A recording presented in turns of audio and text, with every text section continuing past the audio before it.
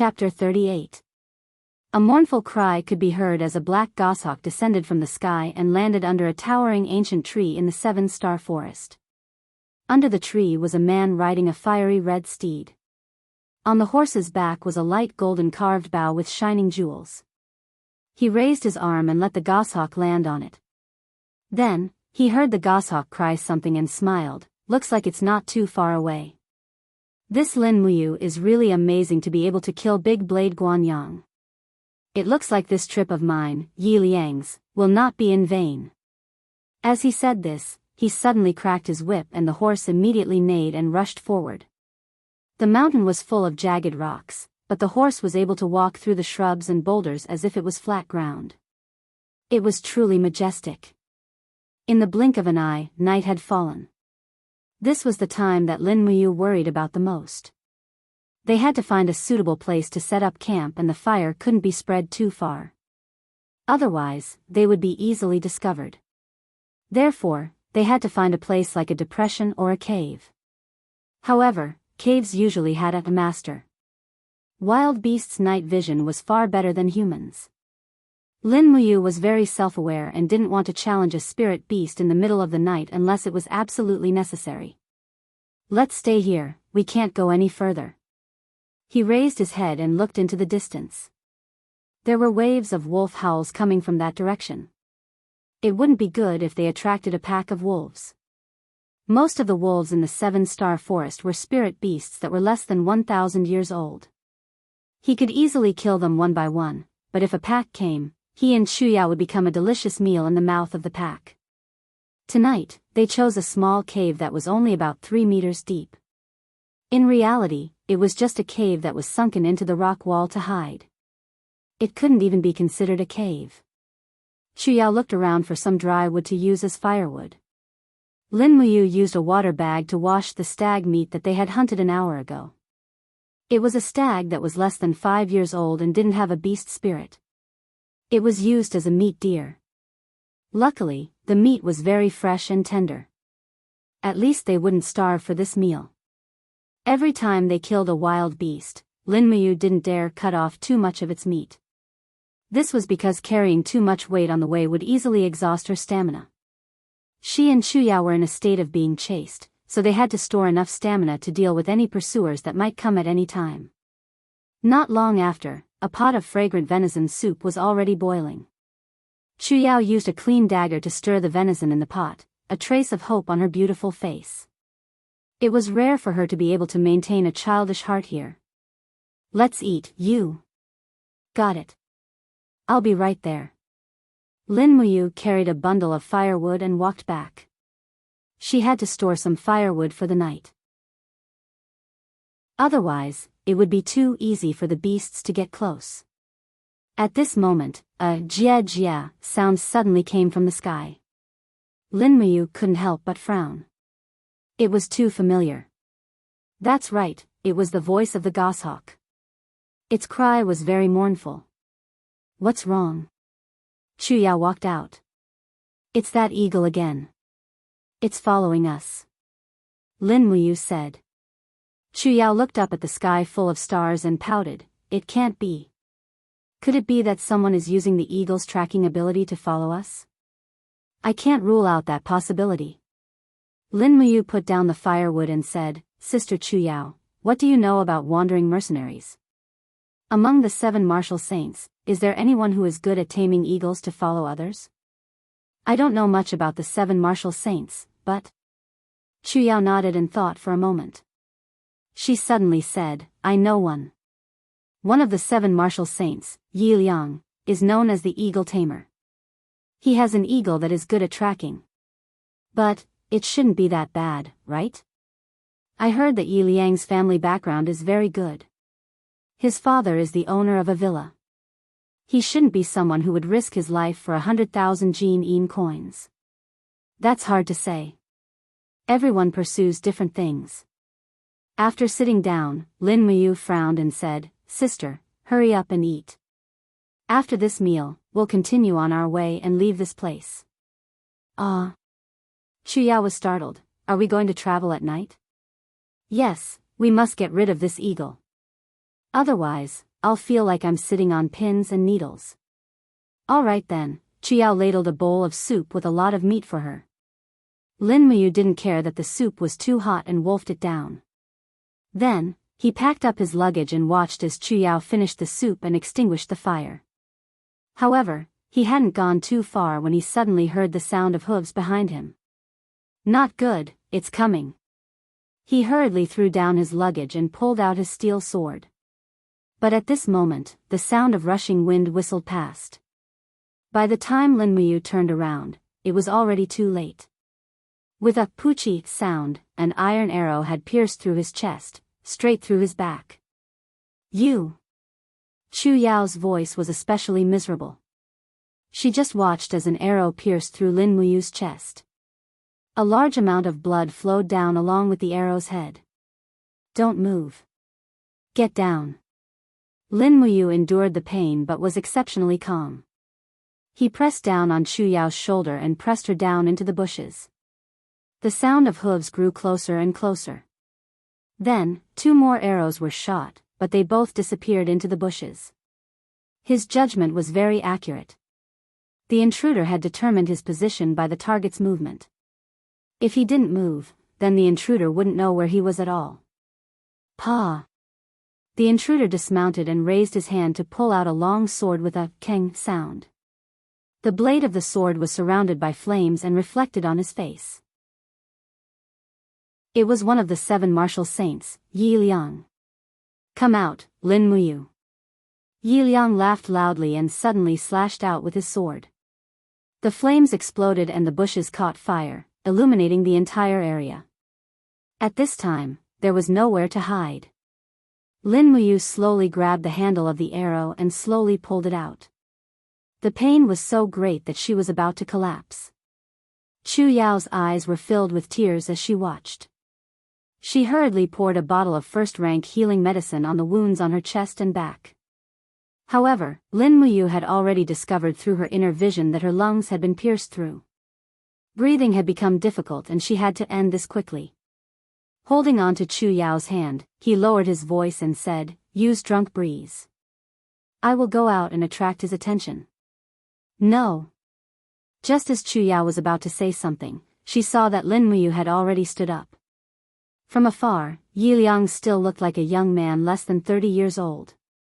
The artifact carving bow was hanging on the horse behind him. Without the bow and arrow, Lin Muyu felt much more at ease. Behind him, Chu Yao had already opened the cap of a bottle of drunk breeze. Immediately, the colorless and odorless poison quietly spread out. You are Lin Muyu? Under the illumination of the flames, Yi Liang's face was filled with arrogance and pride.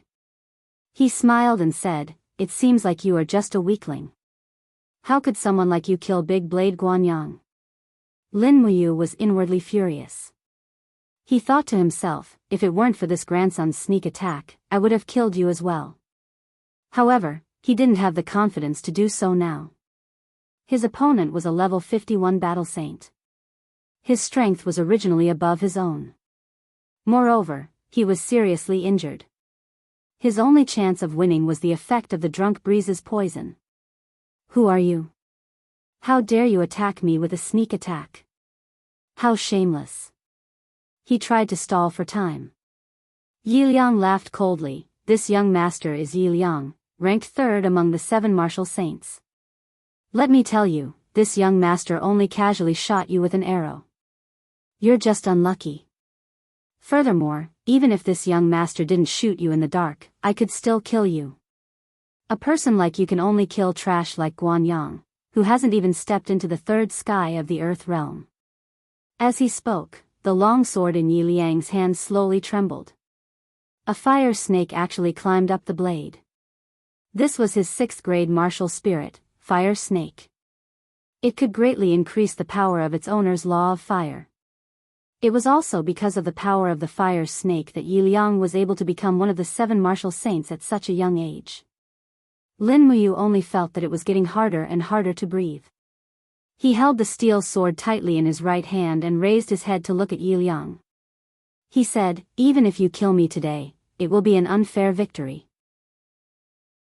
You will only be the laughing stock of the world. What a joke. Yi Liang sneered, if I kill you now, who will know that I shot you with a sneak attack? As he spoke, he already couldn't wait to attack. He leaped into the sword light and attacked. Lin Muyu couldn't even see Yi Liang's figure. She only saw streaks of sword chi coming at her from the firelight. They couldn't attack each other. This attack had to be defended. She suddenly opened her left hand and the gourd martial spirit came out of her body.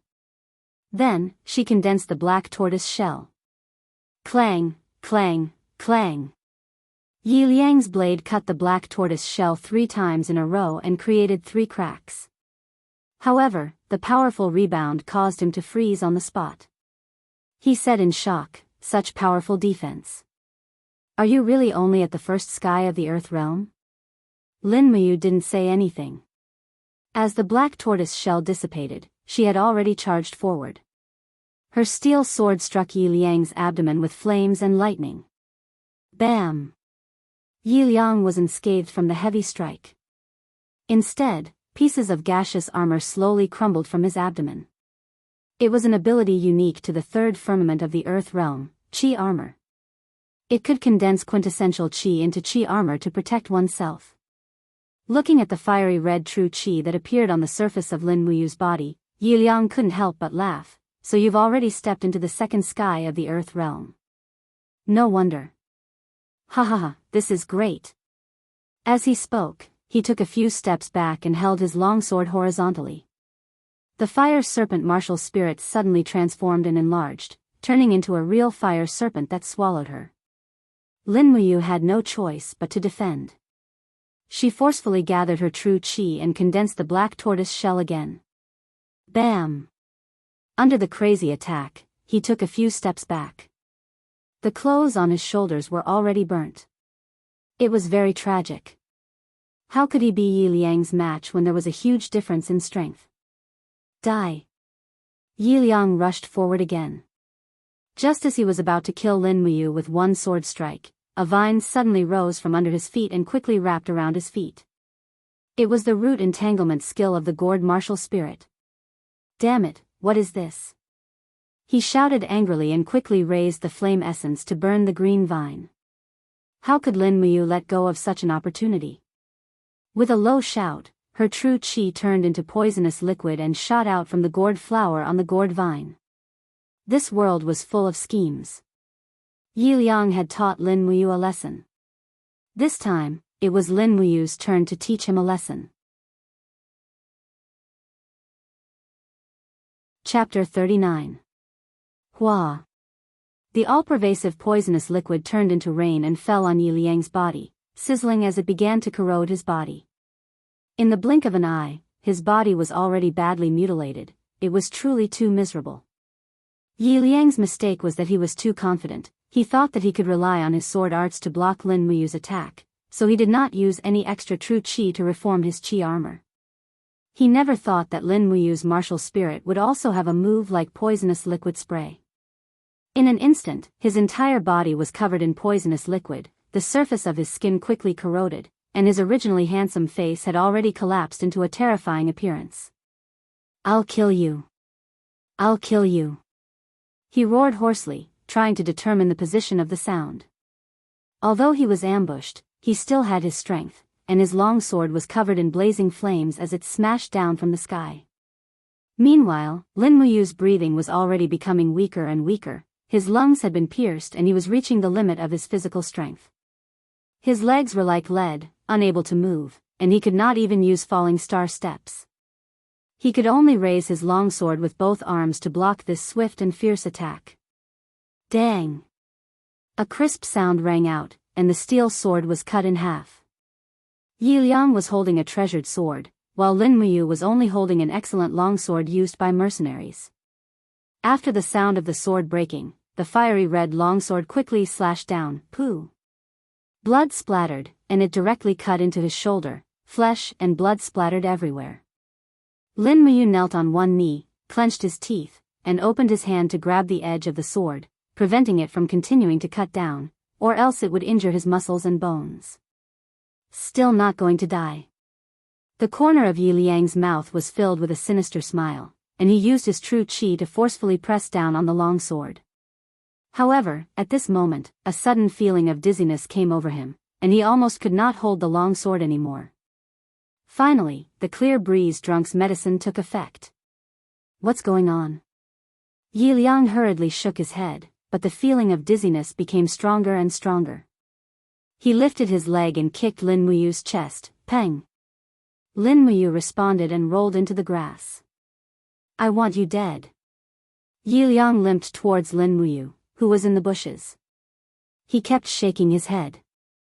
His vision was affected by the cool breeze drunk, and he could barely see anything. Just at this time, the sound of wind breaking could be heard. Pa, 2 silver needles were shot into the acupoints on Yi Liang's chest. Immediately, he was unable to move. Amidst the flames, Chu Yao sprinted over and abruptly grabbed the long sword in Yi Liang's hand. She turned around and slashed at him. Kacha! Blood splattered everywhere. Yi Liang, one of the 7 martial saints, his head fell to the ground. You! Chu Yao rushed over and saw Lin Muyu lying in a pool of blood. She burst into tears and hugged him. Are you okay? You, quickly say something to big sister. Lin Muyu slowly opened her eyes. Yi Liang, dead. Good. The corner of his mouth twitched with difficulty and revealed a smile. He stuttered, Sister Chu Yao, I can't hold on much longer. Hurry up and seal my acupoints with silver needles to stop the bleeding. Then use the healing medicine in my pocket to heal my internal injuries. Otherwise, I might really die. All right. Chu Yao immediately put him down and quickly took out her silver needles. She followed the method Chu had left behind and sealed the corresponding acupoints one by one to stop the bleeding. Then, she took out Lin Muyu's first-grade healing medicine and poured it on the wound. However, the arrow that had pierced through Lin Muyu's chest was too serious. It was unknown whether she could survive or not. For a moment, Chu Yao's heart was in a mess. She hugged Lin Muyu and sobbed in the night sky. The starlight shone on the mountains. The young man and woman continued to experience life and death, as if there was no end. The devil's claws continued to dance in the night. The justice of this world had already fallen asleep. That night, Chu Yao did not sleep. She had been taking care of the injured Lin Muyu. In the early hours of the morning, Lin Muyu finally fell into a deep sleep. The wound had stopped bleeding completely. He had refined many first-grade healing medicines before this, but he did not expect that these medicines would actually save his life. At noon the next day, he slowly woke up and finally opened his eyes. As soon as she saw him open his eyes, Chu Yao immediately burst into tears. The fact that he could wake up meant that he could live on. Lin Muyu lay weakly in the grass. She heaved a sigh of relief and looked at her injuries. Under the effect of the healing medicine, the puncture in her lungs had basically begun to heal. This process took an entire night and so long because she was unconscious. Now that she had woken up, she gathered the true qi in her body bit by bit and used it to heal herself. After drinking some meat soup, she finally recovered some strength, and the martial soul gourd was also continuously recovering true qi to provide for her body. Seeing that Lin Muyu's face was gradually regaining color, Chu Yao finally smiled through her tears.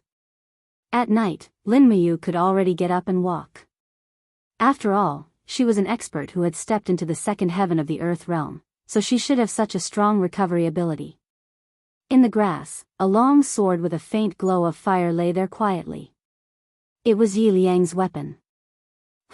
It's all because of this. Chu Yao said angrily, if it weren't for this sword, you wouldn't have been so seriously injured. As she spoke, she picked up the long sword and smashed it on the stone.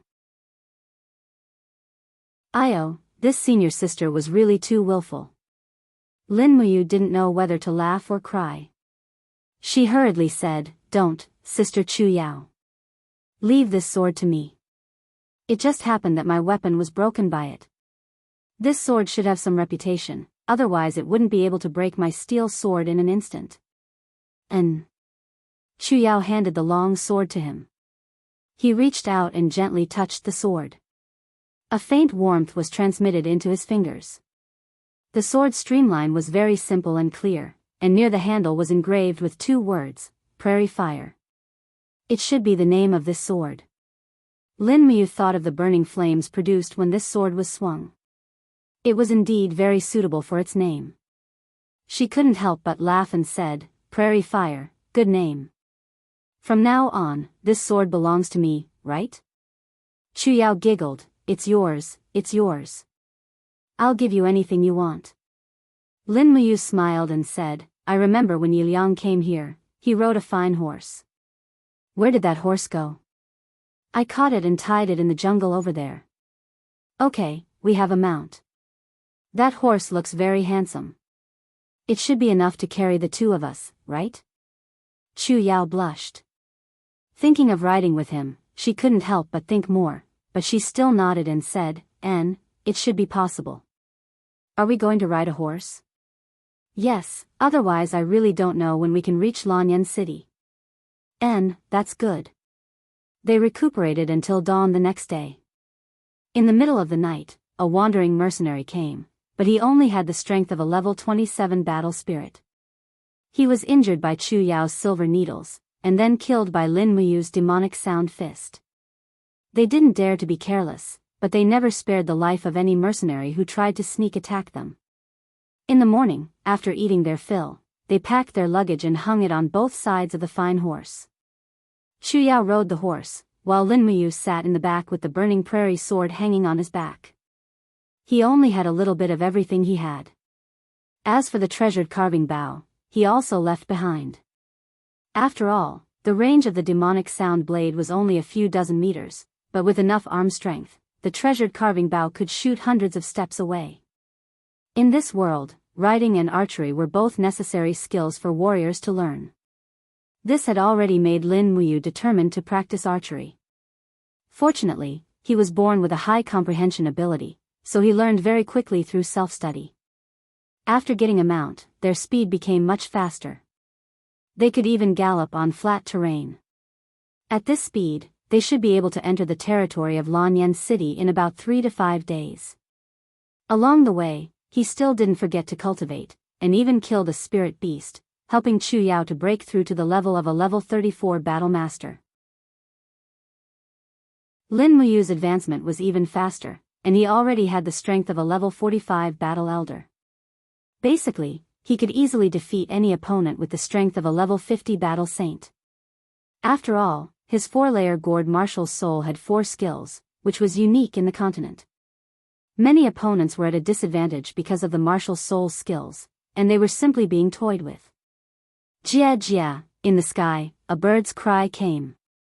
Lin Muyu looked up, it was that goshawk again.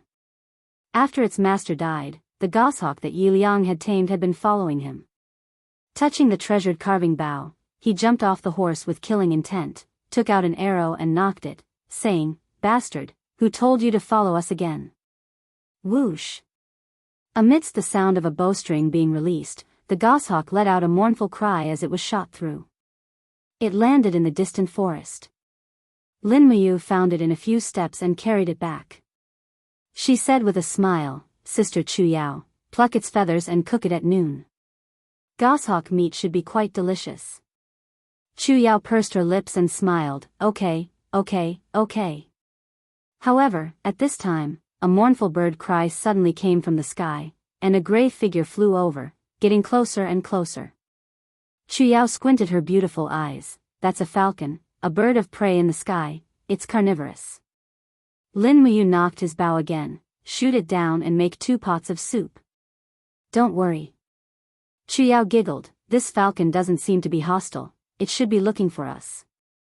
When I was in Silver Fir City, I saw people taming falcons to deliver letters, maybe this is also the case. Oh, is that so? Under Lin Muyu's incredulous gaze, the falcon really did quickly land on Chu Yao's arm. It didn't seem to be ferocious, and there was a small bamboo tube tied to its leg. After Chu Yao took it off, she took out a note from the bamboo tube, saying, this is for you. There was actually someone who would send him a letter through a bird. This was a bit strange. Who could it be? Receiving the note, there were a few lines clearly written on it. Young hero Lin, I am Lei Baijian of the 100 War Trading Company. I know that young hero is in trouble, but I am unable to extricate myself and cannot provide any assistance. However, if young hero is interested, you can find a mercenary group in the 7 Stars Forest Scorching Wind Mountain area, called Scorching Wind Mercenaries. The leader is called Lei Xianxia, this humble one's younger twin brother. When Xianxia sees this letter, he will naturally understand his brother's intentions and will protect young hero along the way. Hope you take care. Looking at this note, Lin Muyu actually felt a little touched. She and Chu Yao had been fleeing for so many days in the 7 Stars Forest, but had never seen a real person. This Lei Baijian and she had only met once, but now he had sent a letter to help. It was really rare. Merchants could actually be so benevolent and righteous. Chapter 40. Are we going to look for the Scorching Wind mercenary group? Chu Yao was a little hesitant. Lin Muyu asked, Big sister Chu Yao, what do you think? Chu Yao's brows tightly knit together. Originally, it would have been best for us to silently go to Lanyan City, but there have been more and more mercenaries chasing us these past few days. You're also heavily injured. I'm worried that if we run into a group of mercenaries, we won't be a match for them. Scorching Wind Mountain is less than 100 miles from here. How about we go? Lin Muyu nodded. His injuries had indeed not completely healed, and he could only use less than 70% of his strength. If he really met experts like Yi Liang and Guanyang again, he might really be in danger.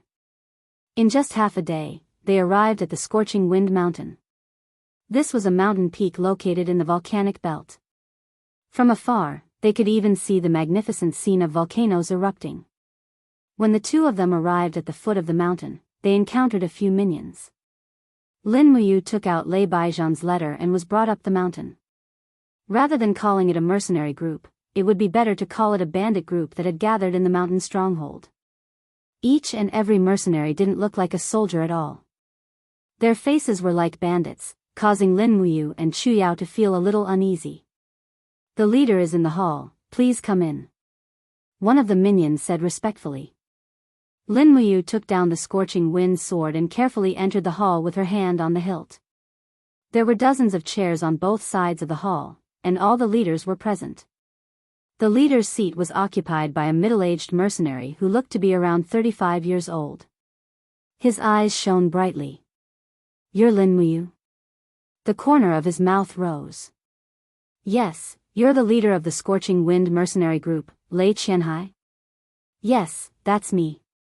Lei Qianhai walked down from his chair and laughed. Little brother, you were actually able to single-handedly slaughter Hua Tian and Hua Wan, the father and son who had been tyrannical for many years. You're indeed a young hero. Come, sit. You're all tired, right? Servants, prepare dinner. Lin Muyu cupped her hands and respectfully refused. Senior sister and I have been chased along the way, so we don't dare to disturb leader too much. Let's skip this meal, we plan to set off immediately. If it's possible, I hope that leader can send some brothers to protect us along the way. I can pay them handsomely. What are you talking about, young hero?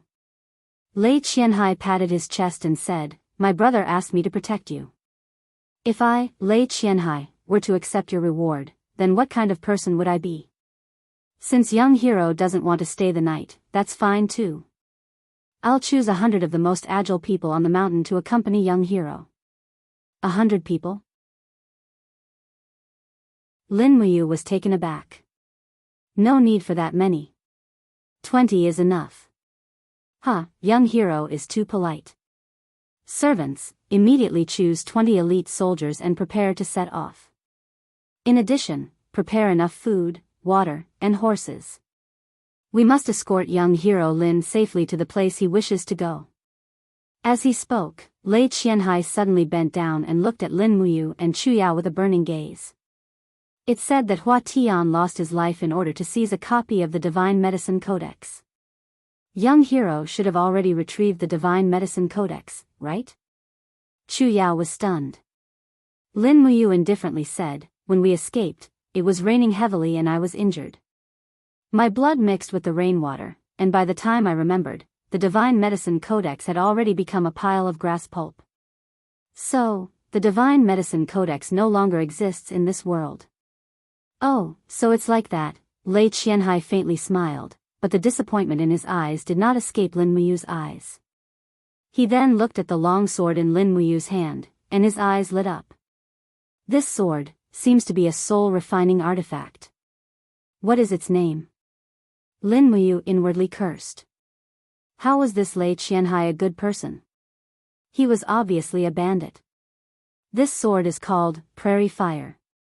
It was given to me by Yi Liang, one of the 7 martial saints. Oh. Yi Liang gave it to you? Lei Qianhai squinted his eyes. I'm afraid, with Yi Liang's personality, he wouldn't be so generous. He even gave his protective sword to someone else. Could there be some misunderstanding? Lin Muyu faintly smiled. Then I'll tell you the truth. It's Yi Liang's relic. What? Yi Liang is dead? Lei Qianhai was extremely shocked. He muttered, Yi Liang, ranked 3rd among the 7 martial saints, is actually dead. Heavens, could it be that he died at young hero's hands? Lin Muyu nodded. He wanted to kill me. I had no choice but to take his life. A trace of shock flashed through Lei Qianhai's eyes. He raised his gaze and looked at the high-ranking officer of the mercenary group. He said in a clear voice, the mountain road is rugged and dangerous. Xinglan, will you escort young hero Lin to the north? Among the crowd, a general holding a spear stood up and cupped his fists. Yes, Captain. Lei Qianhai faintly smiled. Young hero Lin, Xinglan is the best spear user in our Scorching Wind mercenary group. Her ability to fight on horseback is second to none.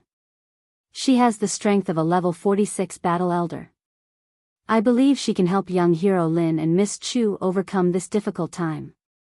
Lin Muyu took a deep breath and said, Thank you, Captain Lei. Chu Yao looked at him with a trace of worry in her eyes. How could Lin Muyu not be worried? The greed in Lei Qianhai's eyes was too obvious. The more people he sent, the more he wanted the treasure in Lin Muyu's hands. Lei Qianhai's gaze towards Chu Yao was also filled with greed. It seemed that this mercenary group leader was determined to get his hands on the great beauty Chu Yao. The reason why he didn't make a move on the mountain was probably because he wanted to take into account the reputation of the Scorching Wind mercenary group in the mercenary world. If he made a move at the foot of the mountain, wouldn't he be able to push the blame onto others? This was also Lin Muyu's only chance. If she went down the mountain and faced 21 experts, she might have a chance to survive. However, if she were to face over 2,000 mercenaries on the mountain, she would have no chance at all. Lei Qianhai also prepared a horse for Chu Yao, but it looked sickly. Following that, the 21 mercenaries, including Xinglan, all mounted their horses. However, they didn't bring much food and water, which was enough to prove that they didn't plan on traveling for too long. Perhaps, they planned to make a move the moment they reached the foot of the Scorching Wind mountain. Forgive me for not sending you off. Lei Qianhai cupped his fists and laughed. Lin Muyu cupped her fists in return. She gripped her Prairie Fire sword tightly and urged her horse to leave with Chu Yao. The 21 mercenaries immediately followed closely behind. The group of people whizzed down the mountain. Not long after descending the Scorching Wind mountain, Chu Yao's horse quickly stopped running. It was a sickly horse. Lin Muyu also deduced Lei Qianhai's vicious intentions. As long as Chu Yao couldn't leave, he couldn't leave either. If the two of them rode on the same horse, they definitely wouldn't be able to outrun them. His gaze inadvertently swept across the group of mercenaries. The strongest person in this group was the level 46 battle elder Xinglan. There were also a few battle masters over level 30. The rest were mostly battle spirits or battle generals, so there was nothing to be afraid of. However, what made Lin Muyu secretly complain was that every single one of these people had a bow hanging beside their horses. This already made him lose all thoughts of escaping. Either he killed this group of people, or he would have to leave Chu Yao, the prairie fire sword, and his own life behind. Young hero Lin, I wonder what records are recorded in the God of Medicine's canon? Xing Lan suddenly asked. I don't know. I have never seen my master's things. Oh, so that's how it is. Xing Lan looked into the distance and said, there are a lot of swift wolves living in the Gale Ridge in front of us. These swift wolves are very active at night. Why don't we camp under the Gale Ridge for the night and set off tomorrow morning? Under the Gale Ridge? Lin Muyu frowned and said, no need. We should take advantage of the night to cross the Gale Ridge. Otherwise, there will be more and more mercenaries chasing after us. I am also worried that something might happen to your people. If that's the case. A trace of killing intent flashed through Xing Lan's eyes. She smiled and said, all right then, we'll cross the Gale Ridge. We have a lot of people, so those swift wolves shouldn't dare to attack us. Otherwise, they will definitely break their teeth. Ha ha ha. That's right, young hero, is the God of Medicine's canon completely rotten? There should be some words left, right? It's all rotten. I can't see a single word clearly. Moreover, it's covered in blood. So that's how it is. Xing Lan wanted to ask more, but Lin Muyu had already urged her horse forward. She reached out and grabbed Chu Yao's slender waist, pulling her into her arms and speeding up. Chu Yao's heart warmed, but she said in a small voice, they are about to make a move. Yes, I know. Lin Muyu lowered her voice and said, once they make a move, immediately pour a bottle of refreshing breeze. I will hold them off. Their cultivation is far from Yi Liang's, so the effects of the medicine should take effect very quickly. However, before they make a move, we cannot make a move. After all, we cannot be sure that they will really harm us. We cannot kill a good person by mistake. Yes. One of them was slower than the other, so they were quickly caught up. 5 mercenaries were on the right, 5 in front, and 5 on the left. There was no one behind them, so they formed a circle around them.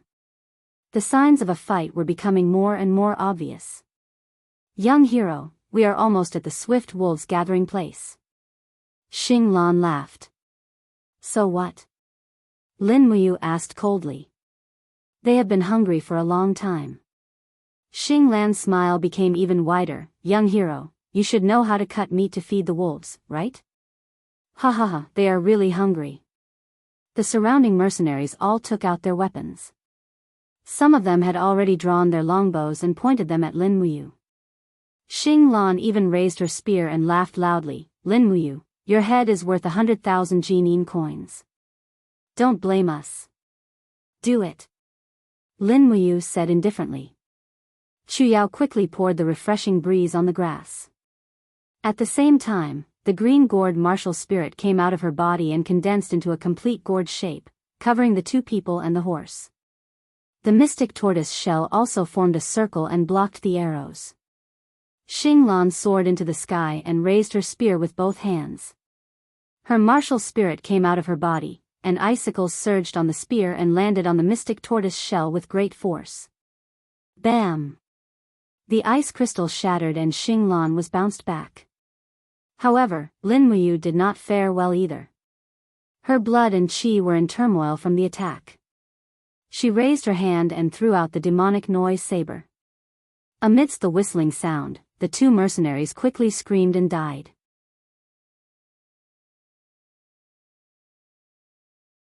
Chapter 41. You're courting death. When Xing Lan saw that 2 mercenaries had been killed, he immediately flew into a rage out of humiliation. Icicles surged on his spear, and his entire body entered an extremely cold domain. His martial soul was an ice beast, and he also cultivated the law of ice, causing his entire body to be as cold as ice. At this moment, his entire body was like an ice-cold spear, charging straight at Lin Muyu. Break! The spear in his hand spun rapidly, forming an extremely powerful spiraling penetrating force. With a bang, it collided with the black tortoise shell. The powerful penetrating force caused Lin Muyu to shiver uncontrollably. In the next moment, the black tortoise shell was directly pierced through, and the tip of the spear struck his shoulder. Before the blood could spurt out, it had already frozen. The power of the ice seal was too strong, and Lin Muyu's left arm had already lost the ability to move. Poison liquid. With a low roar, green vines suddenly rose from the surrounding ground, binding Xinglan and his horse within. He had never seen such a formation before, and hurriedly raised his spear to block in front of him. However, how could he block the poison liquid? With a splash, a mouthful of poison liquid directly enveloped his entire body. Under the corrosion, the face and chest of this level 46 war venerable began to fester, and he fell off his horse while howling miserably. Lin Muyu suddenly pulled the reins, turned around, and took advantage of the situation to sweep her sword across. The sharp prairie fire sword slashed open Xinglan's neck, and blood flowed out. After struggling for a while, he stopped moving. Xinglan was dead. The other mercenaries were dumbfounded. They brandished their weapons and wanted to attack, but two of them were killed by the demonic noise blade. Lin Muyu didn't dare to move his left arm, and carefully circulated his true qi to dissolve Xinglan's ice force. Chu Yao leaped onto a warhorse at the side, and with a raise of her hand, a few silver needles flew out, blinding the eyes of a few mercenaries. This kid killed Captain Xinglan. Little bastard. A mercenary wielding a battle axe roared in anger as he raised his battle axe and charged forward. Lin Muyu placed her long sword horizontally on the back of her horse and raised her hand to unleash a demonic sonic punch. Under the impact of the sound waves, the mercenary spat out blood and died. Even the surrounding mercenaries didn't understand what had happened. Only a 50-year-old veteran soldier's face paled. That's demonic sonic punch. Heavens, this kid knows the fire cauldron Chu-Chu's secret technique. Perhaps no one knew who Lin Muyu was, but everyone knew of the fire cauldron Chu-Chu. This name was already very famous in the continent. As long as one was a cultivator of the empire, there was no one who didn't know who Chu-Chu was. Moreover, there was no one who didn't know how unparalleled the might of Chu-Chu's fire cauldron martial soul was. We can't kill them. Let's go. A mercenary with a longbow quickly retreated. The other mercenaries also retreated, but in the process, they fell off their horses one after another. This was the effect of the clear breeze intoxication. Lin Muyu originally planned to use her treasure-carving bow to kill a few people, but the coldness on her arm couldn't be dispelled. She couldn't pull the bow with both hands, so she could only give up. Looking at the corpses on the ground, she didn't say anything. She pulled the reins and said, "Sister Chu Yao, let's go. They'll catch up soon. We can't stay here for too long. And, you, what about your arm?" Chu Yao urged her horse over. She quickly took out 2 silver needles and sealed 2 acupuncture points on his arm. Then she said, "You just need to circulate your qi to expel the coldness." And the sky was filled with stars, and the starlight shone on the Gale Ridge.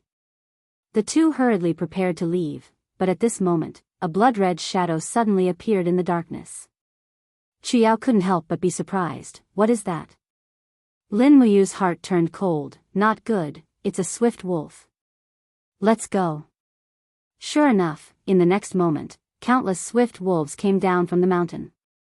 The leading wolf was a huge wolf with a patch of white on its head. It looked much stronger than the other swift wolves. Lin Muyu only needed one glance to determine that this wolf had at least 1,000 years of cultivation. The other swift wolves were mostly around 100 years, but there were too many of them. If they were really surrounded, they would most likely die. They urged their horses to leave quickly. Behind them, the pack of wolves was already biting and devouring the corpses of the mercenaries that died in battle. Xinglan was a famous expert in this area. Who would have thought that her body would be devoured by the swift wolves after her death? This was really retribution. Roar. Just half a minute after Lin Muyu and Chu Yao urged their horses to leave, the leading wolf suddenly howled. The other swift wolves also let out howls. Then, the sound of the pack of wolves could be heard. Oh no, they don't want to let us go.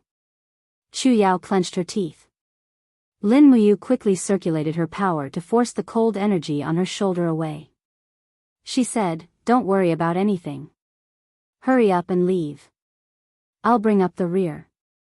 As long as I force out the cold energy that Xinglan left behind, these swift wolves definitely won't be able to hurt us." N. Chu Yao urged her horse forward, but she wasn't willing to overtake Lin Muyu. She just stood shoulder to shoulder with him. The sound of the swift wolves running behind them became more and more frequent. They could even hear their panting. The swift wolves were one of the fastest spiritual beasts in the forest. How could the speed of the war horses be compared to them? In a few minutes, they could see the figures of the swift wolves in the forest under the starlight. Chu Yao glanced back and took out 2 silver needles from her robes. With a whoosh, she tossed them out. In the next instant, the 2 swift wolves howled miserably as they rolled around in the shrubbery. They had been blinded by the silver needles and were no longer able to continue their chase. But with 2 dead wolves, the rest of the swift wolves became even more violent. This was especially so for the leading wolf. Its speed was so fast that it was less than 10 meters away from them. Lin Muyu's left arm was still unable to move. She had no choice but to return her sword to its sheath.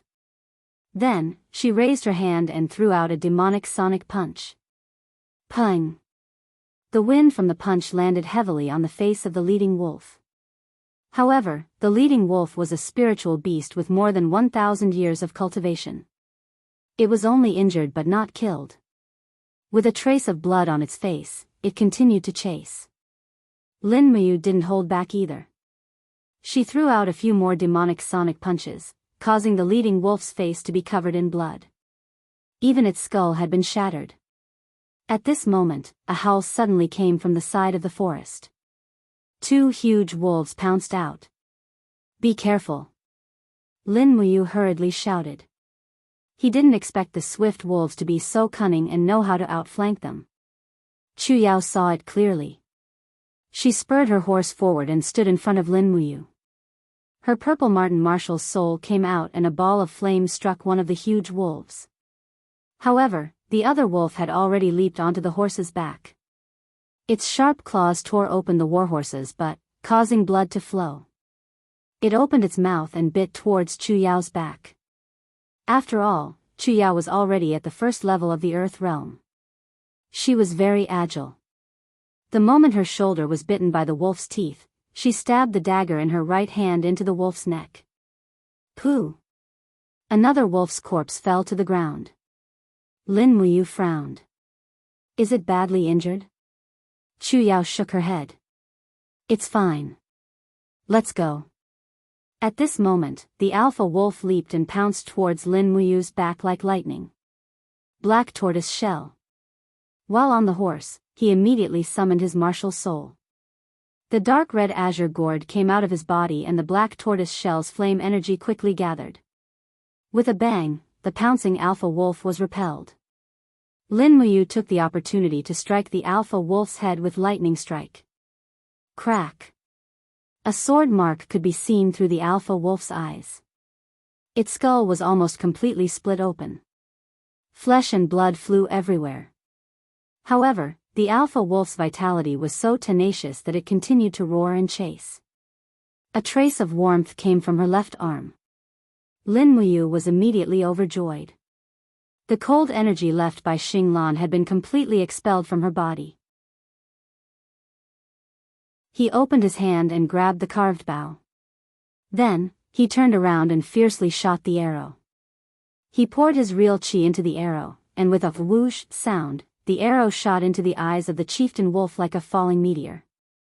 Ao, the arrow pierced through the eye and into the brain. This time, the alpha wolf couldn't continue to chase. It howled miserably and rolled on the ground. It definitely wouldn't survive. With the alpha wolf dead, the other swift wolves didn't dare to continue chasing.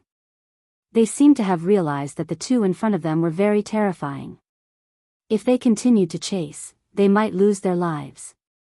Not daring to stop, the two continued to gallop north in the mountains. They didn't stop and ran like this for the whole night. They didn't know how far they were from Scorching Wind Mountain, but at least they could be sure that the mercenaries of Scorching Wind Mountain might not be able to catch up to them. A faint pain came from his shoulder. Lin Muyu urged the horse to gallop slowly and opened up the wound. Xing Lan's spear had almost pierced through his shoulder. The injury was very serious. Chu Yao felt sorry for him. Thus, she tore a strip of cloth from her skirt and bandaged it for him. Chu Yao's shoulder had also been bitten by the swift wolves. She bit on one end of the cloth and bandaged it herself. Lin Muyu couldn't help but blush with shame. Over the past few days, Chu Yao had really changed from that weak herb-gathering girl to a true warrior. While bandaging the wound, Chu Yao raised her head and looked at him. She smiled. "What's wrong?" "Nothing." He quickly turned his face away. Chu Yao giggled. "Idiot." Although he felt that he had been scolded, Lin Muyu felt a faint warmth in his heart. A few hundred miles away from the Seven Stars Forest. The dragon-seeking forest was a deep forest around the capital, Lanyan City. The dragon-seeking forest was filled with demonic beasts. It was every cultivator's dream paradise. However, this forest was completely protected by the capital's military. Only special cultivators or nobles could enter to search for the spiritual beasts they needed. Thud, thud, thud, the intense sound of hooves broke the silence of the dragon-seeking forest. A few hundred cavalrymen were galloping on a small path in the forest. At the front was a beautiful young lady in a dark red cloak. She had an anxious expression on her face as she galloped along the way. "Princess, slow down." A guard caught up to her and said, "The mountain path is rugged, and there are many ferocious beasts in the dragon-seeking forest. Don't wander around recklessly. Otherwise, you won't be able to save that brat called Lin Muyu. You might even lose your life." Tang Xiaoxi's heart was in a mess. She couldn't help but close her eyes. She didn't want to think about what would happen if Lin Muyu couldn't escape the pursuit of the seven martial saints. At this moment, a bird's cry suddenly came from the sky. A white bird quickly descended from the sky. The guard hurriedly raised his hand and took the letter from the bird's leg. He said, "It's a letter from Silver Fir City. Is there any news?" Tang Xiaoxi didn't wait for the guard to read it. She raised her hand and snatched the letter. There were only 3 lines of words on it. One of the 7 martial saints, Guan Yang, was killed while pursuing Lin Muyu. One of the 7 martial saints, Yi Liang, was killed while pursuing Lin Muyu. Don't worry, princess. He's still alive.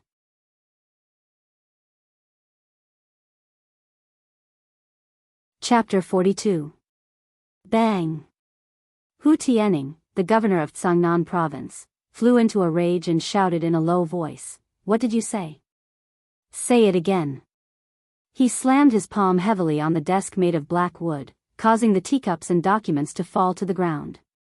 A messenger knelt on one knee in front of him, trembling with fear, said, "Your Excellency, the soldiers of the Flying Mount camp found the bodies of Guan Yang and Yi Liang in the Seven Stars Forest."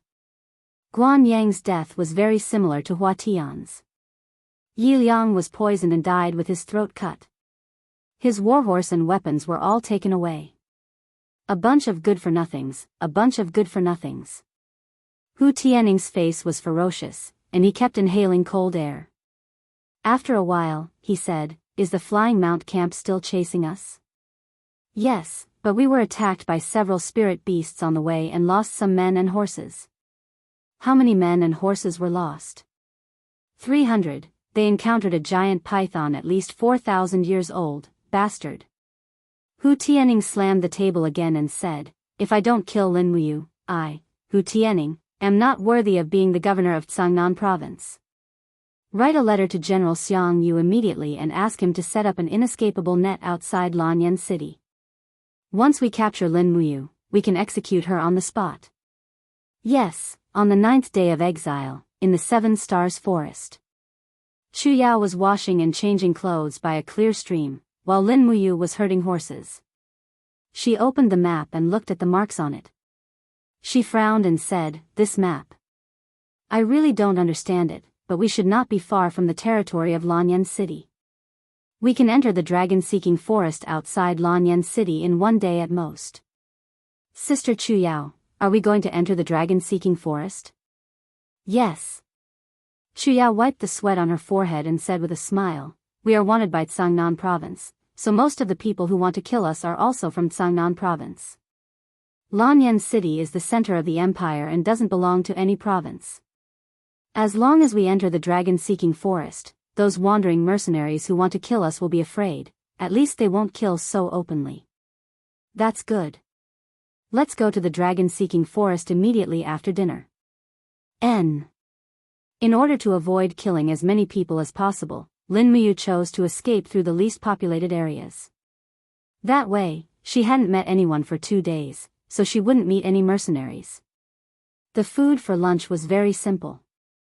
It was still meat soup, but Chuyao looked at the stream with a sullen expression. "What's wrong?" Lin Muyu asked her with a smile. Chuyao frowned and said, I've been on the run for so long, but I haven't taken a bath, is that so?" Lin Muyu didn't know whether to laugh or cry. As a man, he didn't care if his body smelled or not when he was on the run for his life. Chuyao was a girl after all. She wasn't as careless as him. "Then big sister Chuyao can go wash up. I'll wait for you here," he said. Chuyao nodded with a smile. "I'll take a bath at the hilltop. I'll be back soon." "All right, just shout when you're in danger." "Yes."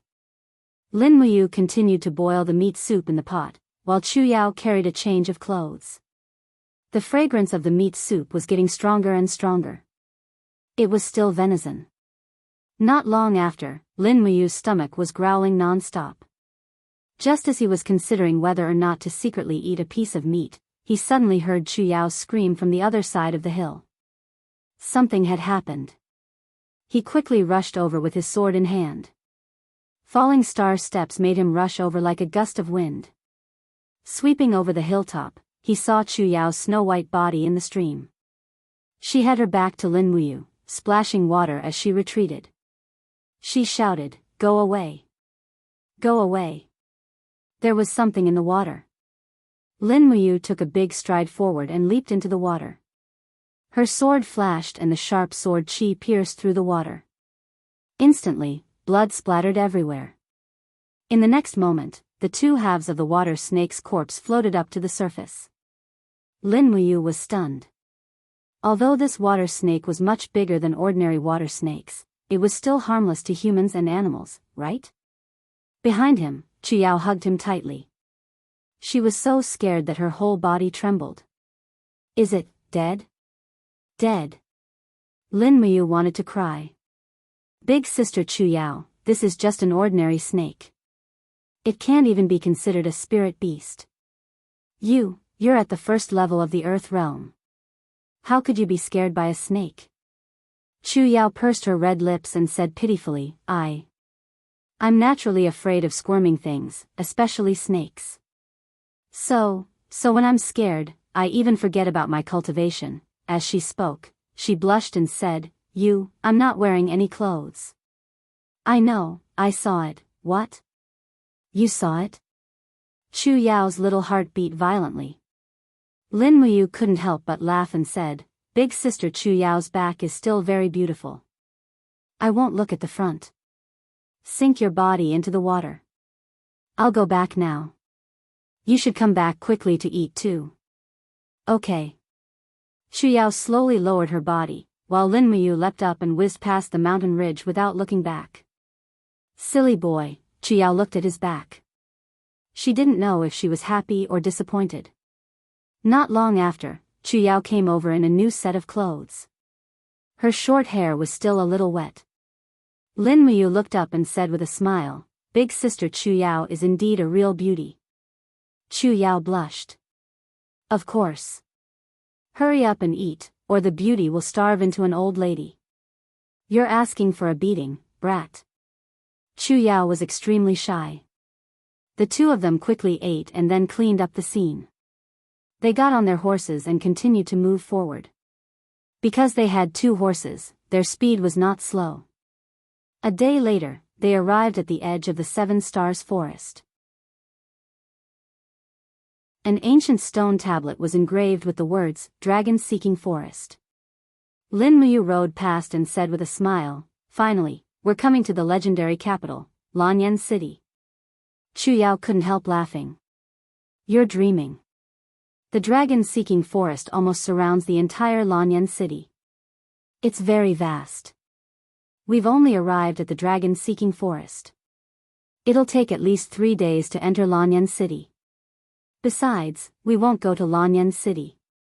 Don't forget that we're felons of the Empire now. There must be our portraits in Lanyan City. Well, we won't go. Let's stay in the dragon-seeking forest. We can come out again after a long time." Okay. As night fell, it seemed that it was no longer necessary to travel quickly. Therefore, the 2 of them found a call in the mountain range on the border between Sangnan province and the capital as a camp. Lin Muyu set up a simple tent so that Chu Yao had a place to lie down. She picked up dry firewood, raised a bonfire, and cooked the meat soup. The night breeze was exceptionally quiet. Taking advantage of the night, he practiced a set of magic noise fist, then practiced the routine of magic noise saber, and then practiced the wind-riding swordsmanship with his sword. Chu Yao sat on a rock and watched him practice with a smile. This diligent little junior brother really surprised her. Watching him practice seemed to have become a kind of enjoyment for Chu Yao. Gulp. Gulp, the aroma of the meat soup filled the air. Chu Yao giggled and said, It's time to eat." "Okay." Lin Muyu smiled slightly and stopped practicing. However, at this moment, he suddenly sensed 2 extremely strong forces entering the surrounding area. He quickly rushed over and covered Chu Yao's small mouth, saying, "Someone's coming." As he said that, he carried her waist and landed in the grass not far away in a few leaps. He hid in the grass and looked at everything in the distance. At the same time, he lowered his voice and said, "Lower your aura and strength. Don't use your martial arts. It's best if you can hold your breath. Try not to emit your strength and aura." Chu Yao did as she was told. It was not difficult for her to do this with her meticulous mind. Lin Muyu also stopped breathing and lowered his strength to the lowest state, just like an ordinary person. This way, it would be difficult for others to sense his presence. A few minutes later, 2 figures flew down from the mountain range at an astonishing speed. These 2 people's movement techniques were not bad. Their walking speed was comparable to riding a horse. Moreover, the 2 of them looked exactly the same. It was just that their weapons were different. One was holding a longbow and the other was holding a snake spear. Their faces were filled with ruthlessness and killing intent. "Found them." The person holding the snake spear said in a low voice, "Brother, don't act rashly. They should be in the tent."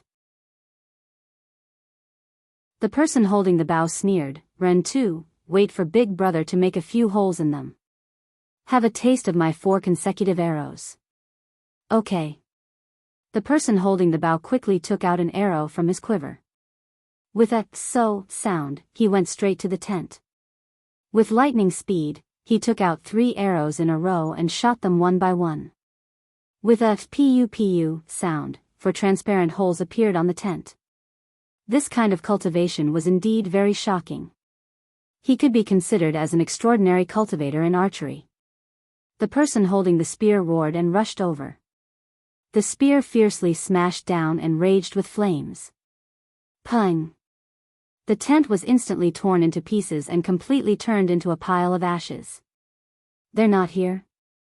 The person holding the bow was stunned. "They couldn't have already left, right? Continue to chase." "Okay." The 2 of them shot out like lightning. Their movements were so agile that it was somewhat shocking. When the 2 of them disappeared from sight, Lin Muyu let out a sigh of relief and said, "Who are these people?" Chu Yao took a deep breath. "Ah. Twin cultivators. They should be the twin saints of the 7 martial saints. Let's hurry and get the horses. We can't stay here for the night." "Okay." The two of them quickly went to get the horses. This time, Lin Muyu was vigilant. Her spirit sense was spread out in all directions and she suddenly felt the aura in the distance increase rapidly. She hurriedly said, "Sister Chu Yao, be careful. They're back." As she said this, the sound of wind breaking could be heard. Lin Muyu hurriedly pushed out with her palm. The black tortoise shell surged in front of her. Keng keng keng, 3 consecutive shots were fired. The 3 arrows shot by the opponent were all deflected. This time, she was not ambushed. In the darkness, 2 people slowly walked over. The person holding the bow laughed coldly. "The legendary Lin Muyu does have some ability. You were actually able to dodge my 3 consecutive shots. You really are not simple." Dang. Lin Muyu pulled out the burning prairie sword and said indifferently, "Who are you?" The person holding the bow laughed coldly. "One of the 7 martial saints, Song Bafu." The person holding the spear also laughed. "One of the 7 martial saints, Song Rentu."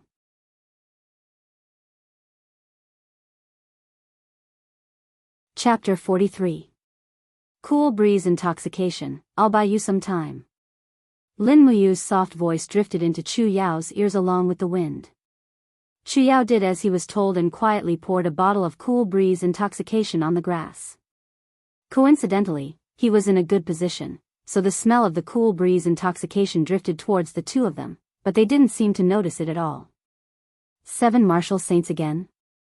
Lin Muyu frowned and didn't draw his sword. He just stood there quietly and said, "Ever since I left Silver Fir City, I haven't offended anyone. Actually, there's no need for you to hunt me down like this. If there's anything valuable on me, I'll naturally give it to you too. The only thing I want right now is to stay alive." He said so much just to buy time. After all, he was still injured. His chest was pierced by Yi Liang's arrow, and he hadn't even fully recovered when he was stabbed by the Scorching Wind mercenary team's leader. Both of them were powerful enemies. Song Rentu and Song Bafu both had a faint aura around their bodies, which proved that they were battle saints above level 50. One of them was already very difficult to deal with, but with 2 of them, Lin Muyu didn't stand a chance at all. Therefore, he had to wait for the cool breeze intoxication to take effect, and this process would take at least 5 minutes. Is that so? Song Bafu slowly drew his longbow and placed 2 arrows on the bowstring. He raised his eyebrows and smiled. "Is there anything on you that's more valuable than this head on your neck?" "Of course there is." Lin Muyu's heart almost jumped out of his throat. He raised his hand and pulled out 4 flying knives from his waist. With a light breath of true energy, the flying knives immediately spiraled in his palm and combined into a 4-wheeled flying knife. He smiled and said, "Look, this is the weapon that Fire Cauldron Chu Chu gave me. It's a type of hidden weapon called the demonic noise knife. It's a weapon inherited from a famous general, Feng Yicheng. You two should have heard of Feng Yicheng's great name, right? Brat, don't be delusional. Do you think you can fool us?" Song Rentu raised his spear and lightly said, "I think you're just trying to stall for time. Feng Yicheng is a famous general, a pillar of the empire. How could his weapon be in the hands of a nobody like you? Believe it or not, it's up to you. Anyway, Fire Cauldron Chu Chu gave it to me, and Fire Cauldron Chu Chu is Feng Yicheng's best friend." Lin Muyu's voice rose by a decibel. Song Bafu wavered. "Is it really Feng Yicheng's weapon? How could it be fake?" Lin Muyu smiled slightly and raised the long sword in her right hand, saying, "This sword's name is Prairie Fire, and it came from one of the 7 martial saints, Yi Liang. You should have heard of it, right?" Song Rentu's eyes turned cold as he said, "Brat, you really did kill Yi Liang and took his warhorse and weapon." Although these 2 brothers were also 2 of the 7 martial saints, they could not compare to Yi Liang's family background. Yi Liang could be said to be extremely wealthy, so it was not a problem at all for him to purchase a soul-refined Prairie Fire sword. However, Song Rentu and Song Bafu were born as commoners, so it was like a dream for them to own a soul-refined weapon like this. Their weapons were at most superior. It really is Prairie Fire. Song Bafu's eyes were already filled with greed as he licked his lips and laughed. You can wear out iron shoes in a fruitless search, only to find it by chance.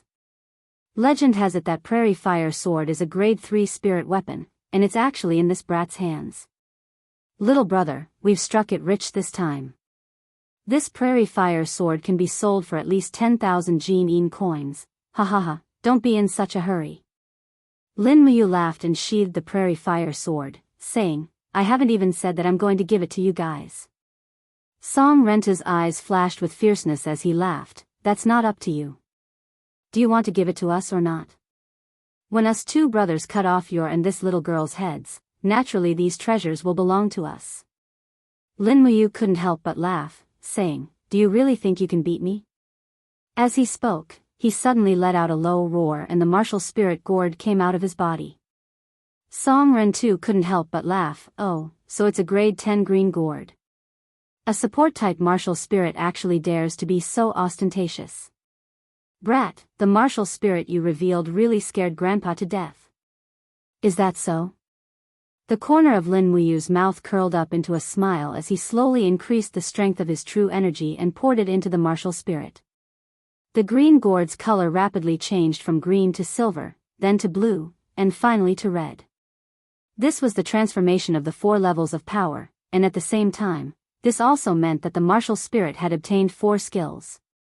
How is this possible? Song Bafu's mouth opened wide. This brat's martial spirit is only at the 4th level, but he actually absorbed 4 martial spirit skills?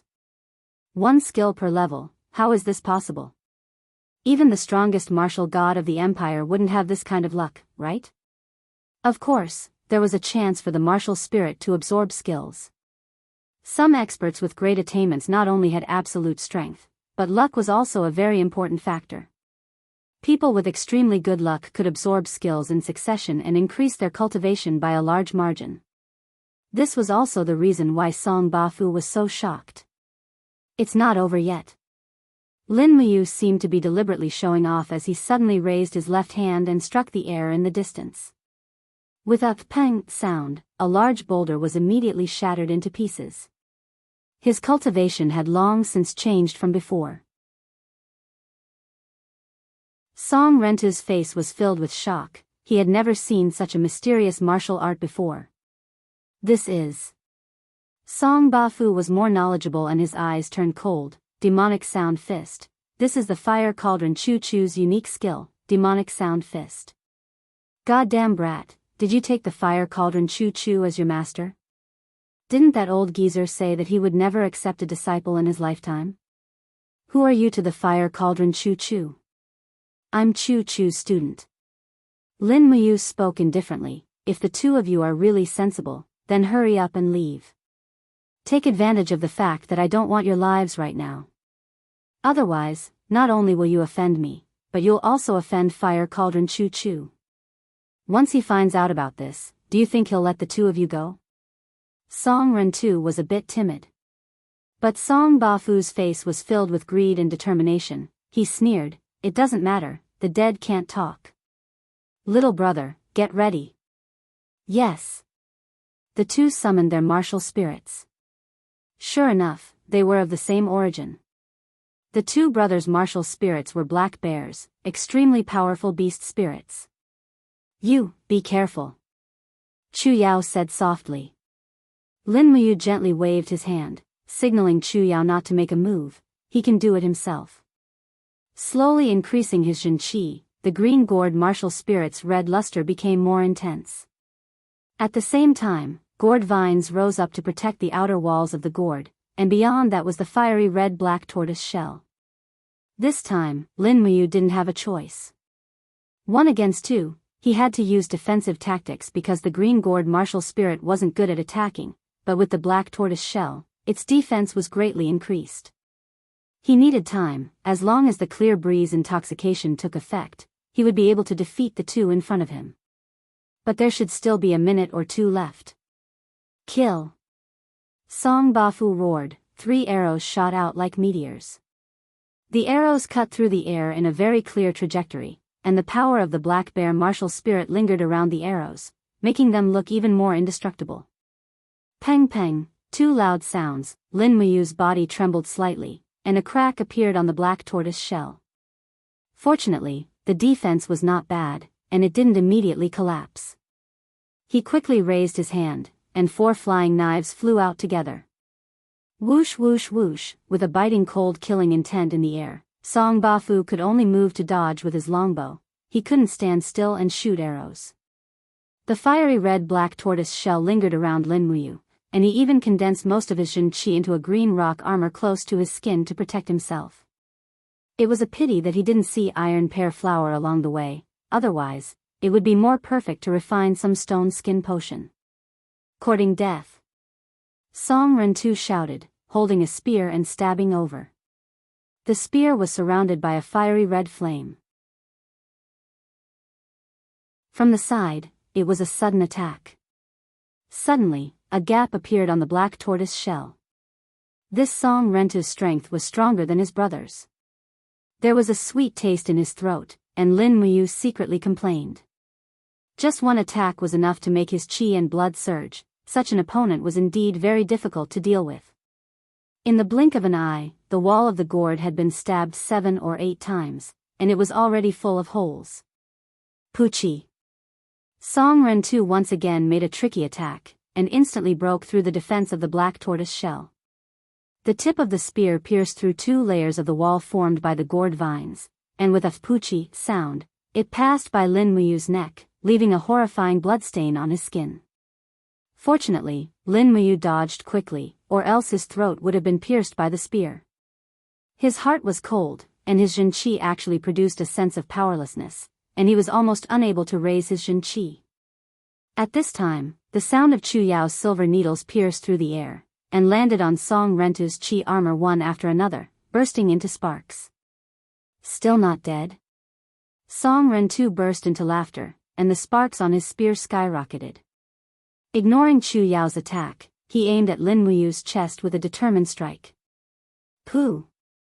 A hand grabbed the head of the spear, and blood immediately spread.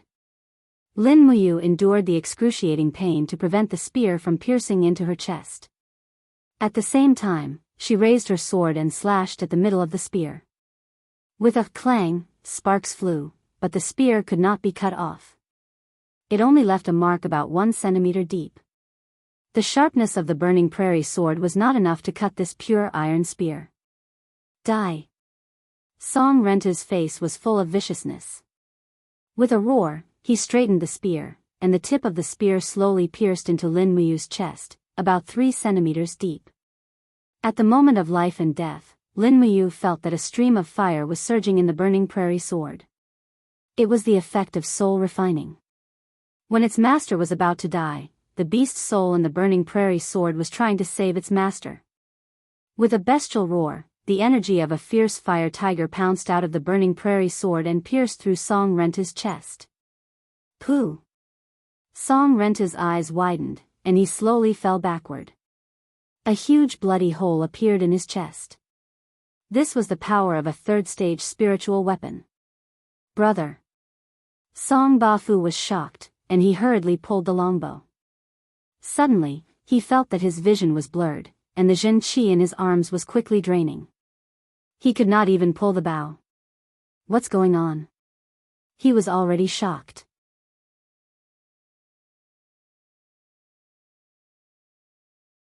Chapter 44.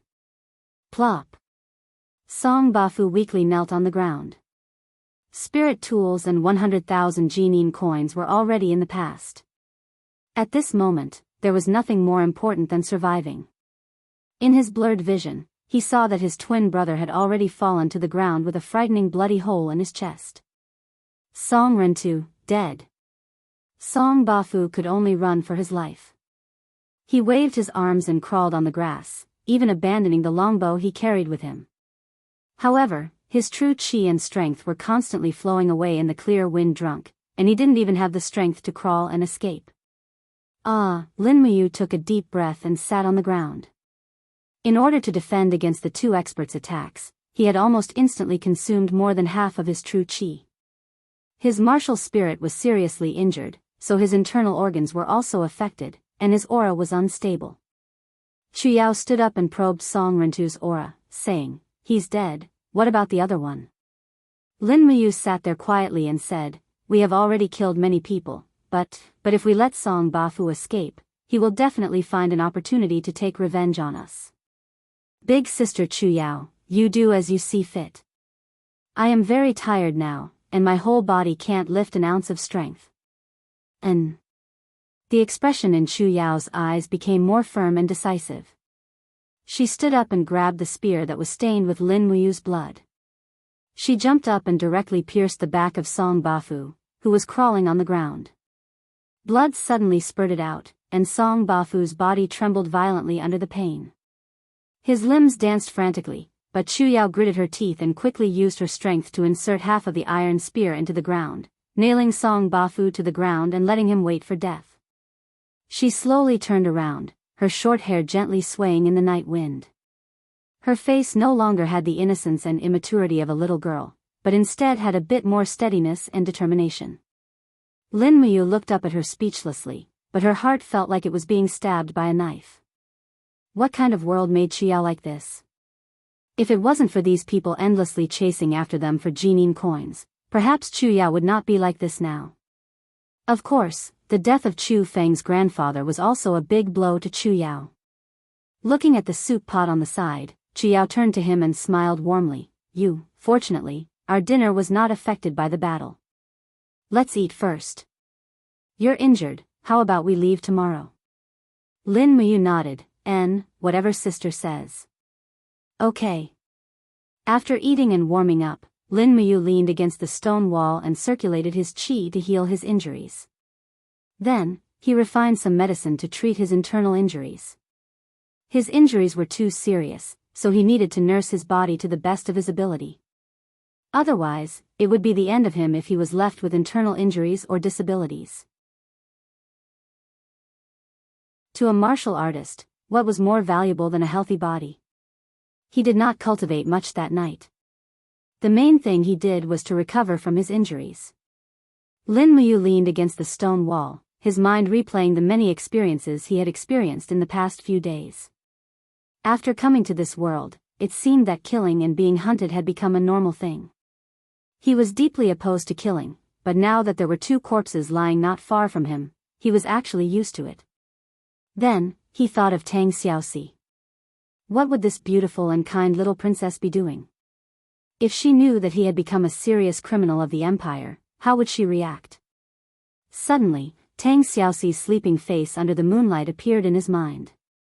It was so beautiful and tranquil.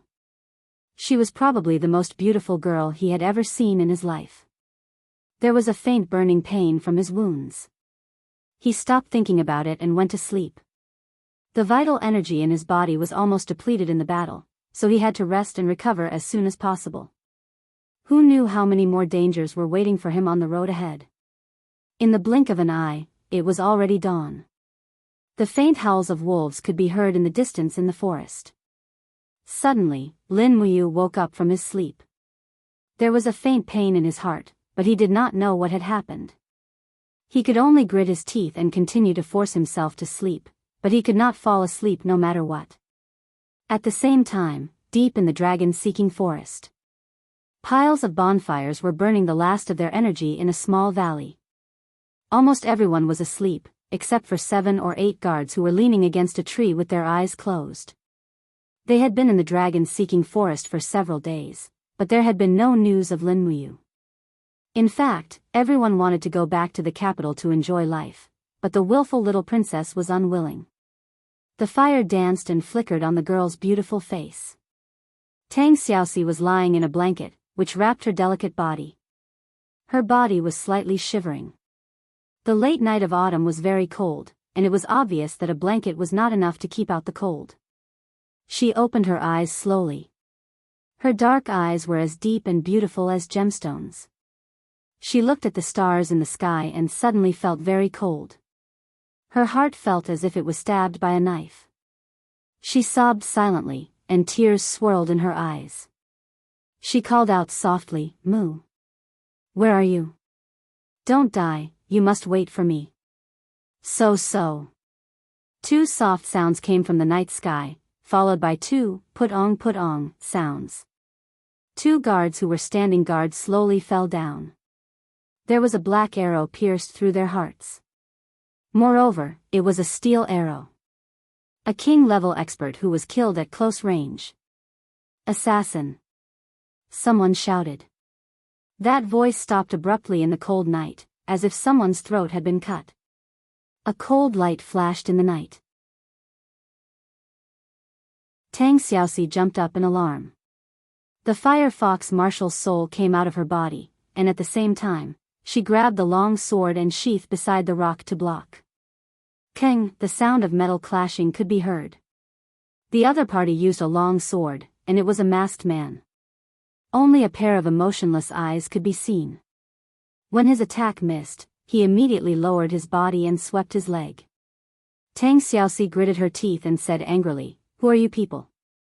How dare you sneak attack people from the Seven Seas City's Duke's mansion?" At the same time, she raised her slender snow-white leg. Flames quickly lingered around it, and with a kacha sound, she stepped down, directly breaking the assassin's leg sweep. Moreover, with her extraordinary strength, she broke his calf. The assassin did not say a word and turned around to slash again. However, Tang Xiaoxi's speed was even faster. With a flick of her wrist, the scabbard left her hand, and a smear of blood flew out. The assassin's throat had already been slit. Waves of miserable screams came from the surroundings. More than 10 guards quickly approached and shouted, "Protect the princess! Protect the princess!" But the arrows flew out, and people fell one after another. In the blink of an eye, nearly 100 people from the guard camp had died. However, those arrows seemed to have grown eyes, and did not shoot at Tang Xiaoxi. It was as if they were deliberately avoiding her. These people wanted to capture her alive. Tang Xiaoxi's heart was as clear as a mirror. She suddenly opened her arms, and the light of the fire fox rose from the sky, forming a flame impact that swept across the area. Suddenly, 4 assassins fell to the ground and died, howling. "Let's rush out." Tang Xiaoxi was the strongest among this group of guards, so she took the lead to rush out with the others. "Don't let them escape. Capture the princess of Seven Seas City alive." A cold voice came from the mountain ridge on the right, which made Tang Xiaoxi's heart cold. Behind her, a guard with a heavy shield kept blocking the arrows. He raised his true qi and growled, "Who are you people? Why did you sneak attack us?" In the crowd, a masked man laughed loudly, "People who are about to die don't need to know so much." However, Tang Xiaoxi said coldly, "You are from the House of Chivalry, right?" "Oh, as expected of the second most beautiful woman in Lanyan City, Tang Xiaoxi. You are so smart." This trip was not in vain. In the darkness, an unusually sharp voice laughed. "Capture Tang Xiaoxi alive, and you will be rewarded with 500,000 Jin coins. As for those insignificant people, send them on their way. They are no longer of any value." At least a few hundred people dressed in black with swords in their hands rushed over from all directions. Tang Xiaoxi's heart was cold. She looked at the group of guards apologetically and said with a trembling voice, "I'm sorry. I caused you to lose your lives here. It's all my fault. I shouldn't have acted on my own. I'm sorry." One of the guards had a resolute look in his eyes as he said, "Princess Shi, this isn't your fault. It's just that the House of Chivalry actually dared to target you. They're truly audacious. As long as we kill our way out, the Grand Duke will definitely mobilize his army and flatten every House of Chivalry on this mainland. These bastards are committing treason. We..." Before he could finish speaking, his throat was suddenly pierced by a sharp arrow. He could no longer speak and fell straight to the ground. The strongest among the group of guards was only at the first heaven of the Earth realm. There was no way they could defend against so many people from the House of Chivalry. "Princess, we will cover your retreat. Your fire fox has the ability to increase speed. Moreover, we are in the forest. They definitely won't be able to catch up to you. Let's go." A guard rushed over with his heavy shield. He hid his head under the shield, but his legs were continuously hit by arrows. He staggered and almost fell to the ground again and again, but he still maintained his forward momentum. The other dozen guards also rushed over. They knew that they would die, but there was no other way. Tang Xiaoxi's eyes were red. Her heart was filled with regret and hatred. The fire fox martial spirit chirped softly on her shoulder as if it was comforting its little master. In the next moment, Tang Xiaoxi launched another flame strike. She raised her sword and leaped up. The fire fox roared wildly. Flames appeared under her feet. Although her speed was not as fast as Falling Star's steps, it was enough to shake off the House of Chivalry's wanderers. Screams came from behind her. The guards fell to the ground and died. Tang Xiaoxi felt as if thousands of arrows had pierced her heart. Tears fell in the night wind. She rushed in the direction of Lanyan City without looking back. She knew that she could no longer save Lin Wuyu. She did not even know if she could make it back alive. The thorns tore through her luxurious clothes and pierced her skin. However, Tang Xiaoxi did not seem to feel any pain. She controlled the fire fox martial spirit and rushed into the distance of the dragon-seeking forest. Behind her, the sounds of people chasing after her did not stop. After the people from the House of Chivalry discovered the fire fox's ability to increase speed, they regretted it. They even shot arrows at her again and again. Pfft! She suddenly felt a burning sensation on her back. Tang Xiaoxi staggered and almost fell to the ground. Her back began to hurt. She had been hit by an arrow.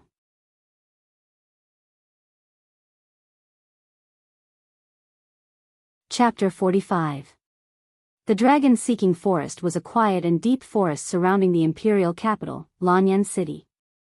There were many types of spirit beasts in the dragon-seeking forest, and it was said that someone had once seen a spirit beast with a lifespan of 100,000 years in the dragon-seeking forest.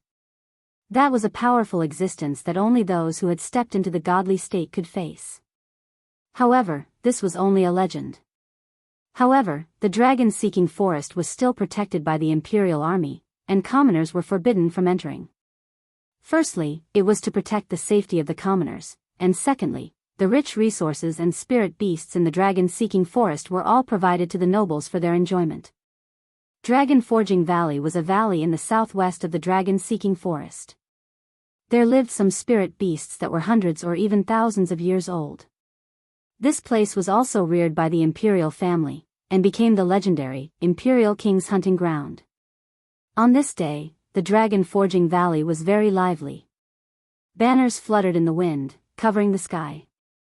Countless armored soldiers gathered here, and the sound of horse hooves shook the entire valley. The army clustered around a group of people dressed in luxurious clothes. In the center, a golden luxurious carriage was parked in the middle of the forest. Even the wheels of the carriage were inlaid with gems in the shape of a dragon and a purpline flower.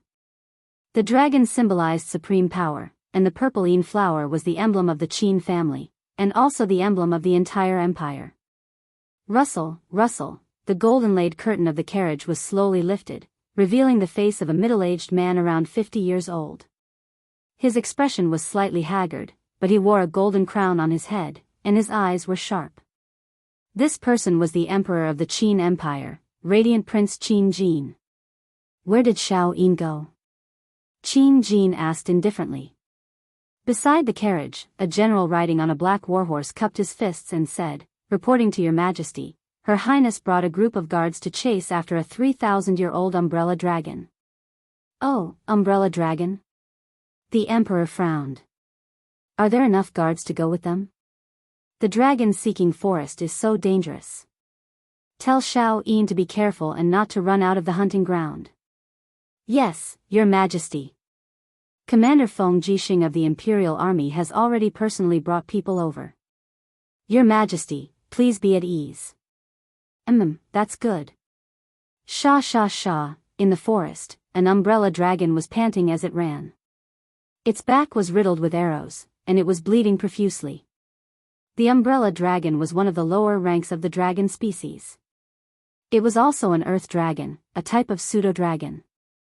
It was not even considered a true dragon, but this umbrella dragon had already cultivated for 3,000 years. Its head was shaped like an umbrella, with 3 golden veins extending from it. Pooh! The umbrella dragon became even more enraged after being shot in the butt. Its eyes turned fierce as it spat out flames and charged at the attacker. The branches and leaves parted, and a white horse appeared in sight. The girl on the horse was extremely beautiful. She wore a dark blue cloak embroidered with golden dragon patterns. The cloak wrapped around her delicate and exquisite figure, while the hood was casually scattered behind her head, revealing her long black hair. Her delicate face was like carved jade, and the corners of her mouth carried a gentle smile that surpassed thousands of stars. She was like a beautiful piece of jade that had landed in this dangerous forest. "Your Highness, be careful. You are running too fast," the guard behind her shouted. But Qin Yin did not care so much.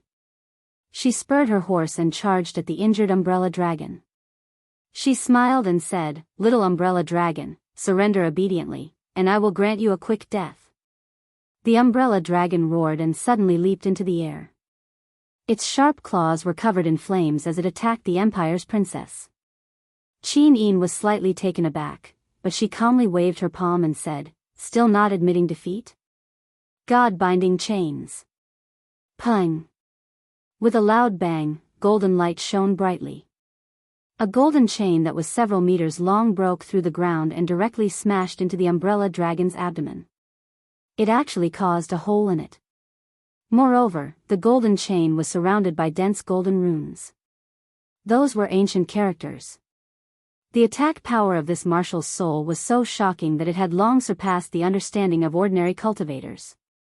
God-binding chains was a first-grade martial soul. It was the inherited martial soul of the Empire's Qin bloodline. Once one comprehended the God-binding chains, it meant that one would become an expert of the generation. And Qin Yin was one of the few descendants of the Qin clan in this generation who had awakened the God-binding chains martial soul. Roar roar, under the attack of the God-binding chains, the umbrella dragon howled miserably. It did not dare to attack anymore. It twisted its butt and burrowed into the dense forest. It was a thistle forest, and in an instant, its injured scales were cut open with streaks of blood. Seeing that umbrella dragon had run off again, Qin Yin pouted angrily. She quickly turned her horse around, intending to take a detour and chase after him. She said, "Don't go. If you're a real man, stay and fight me for 300 rounds." At this time, a person galloped over on a horse. He was dressed in golden armor and held a shiny broadsword in his hand. He laughed and said, "Your Highness Yin, I've finally found you." The newcomer had sword-like eyebrows and starry eyes. He was extremely handsome, and his entire body was brimming with a very bright heroic spirit. "Oh, it's General Feng." Qin Yin smiled slightly. "That umbrella dragon has run away again. I must chase it down today.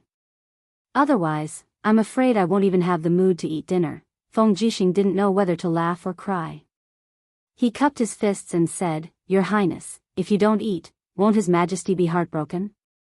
Moreover, we're almost out of the hunting grounds. It's a little dangerous." "Don't worry, Your Highness. Why don't you let me help you capture this umbrella dragon alive?" Qin Yin's starry eyes swept across his face. She hesitated for a few seconds and said, "I don't trust you. How about this? We'll split up. You go from the north, and I'll go from the south. Let's see who can capture this umbrella dragon first." Feng Jixing didn't dare to look at this indescribably beautiful imperial princess in the eye. He hurriedly held his broadsword horizontally and performed an imperial military salute. He said, "Yes, Your Highness." This subordinate obeys. Thick brambles blocked the way. The sky was a little dark, and it was almost dusk. Lin Muyu was a little anxious. She carried the burning prairie sword and cut through the brambles to open a path. Suddenly, she turned around and said, "Sister Chu Yao, we must pass through here before it gets dark and find a place to rest. According to the marks on the map, we might be able to reach Lanyan City tonight." Chu Yao leisurely rode on a fine horse. Her breath surrounded her body. She slowly opened her beautiful eyes and said with a smile, "Don't worry, you. If it's not really necessary, we don't have to enter the imperial city at all. After all, there might still be our notice on the city gate." Lin Muyu touched the stubble on her chin and said with a smile, "No, I haven't shaved for so many days. I'm afraid I'm a completely different person from the person on the notice." "Sister, you've also cut your hair short. I don't think anyone will recognize us even if we enter the city. Besides, even if they recognize us, we can just deny it." Chu Yao couldn't help but smile. You're getting bolder." Lin Muyu angrily cut through the brambles and said, "This is the 11th day of our exile. What I want to do most now is to take a hot bath and then sleep in a warm bed. Sister Chu Yao, don't you want to live a normal life?" "I want to, but I'm afraid it's an extravagant wish for us now," Chu Yao said quietly. Suddenly, she raised her head again and said with a smile, Your cultivation speed has always been 10 times faster than ordinary people, but after you stepped into the second level of the Earth realm, there hasn't been any movement. How is it? Do you feel like you're about to break through?" Lin Muyu nodded.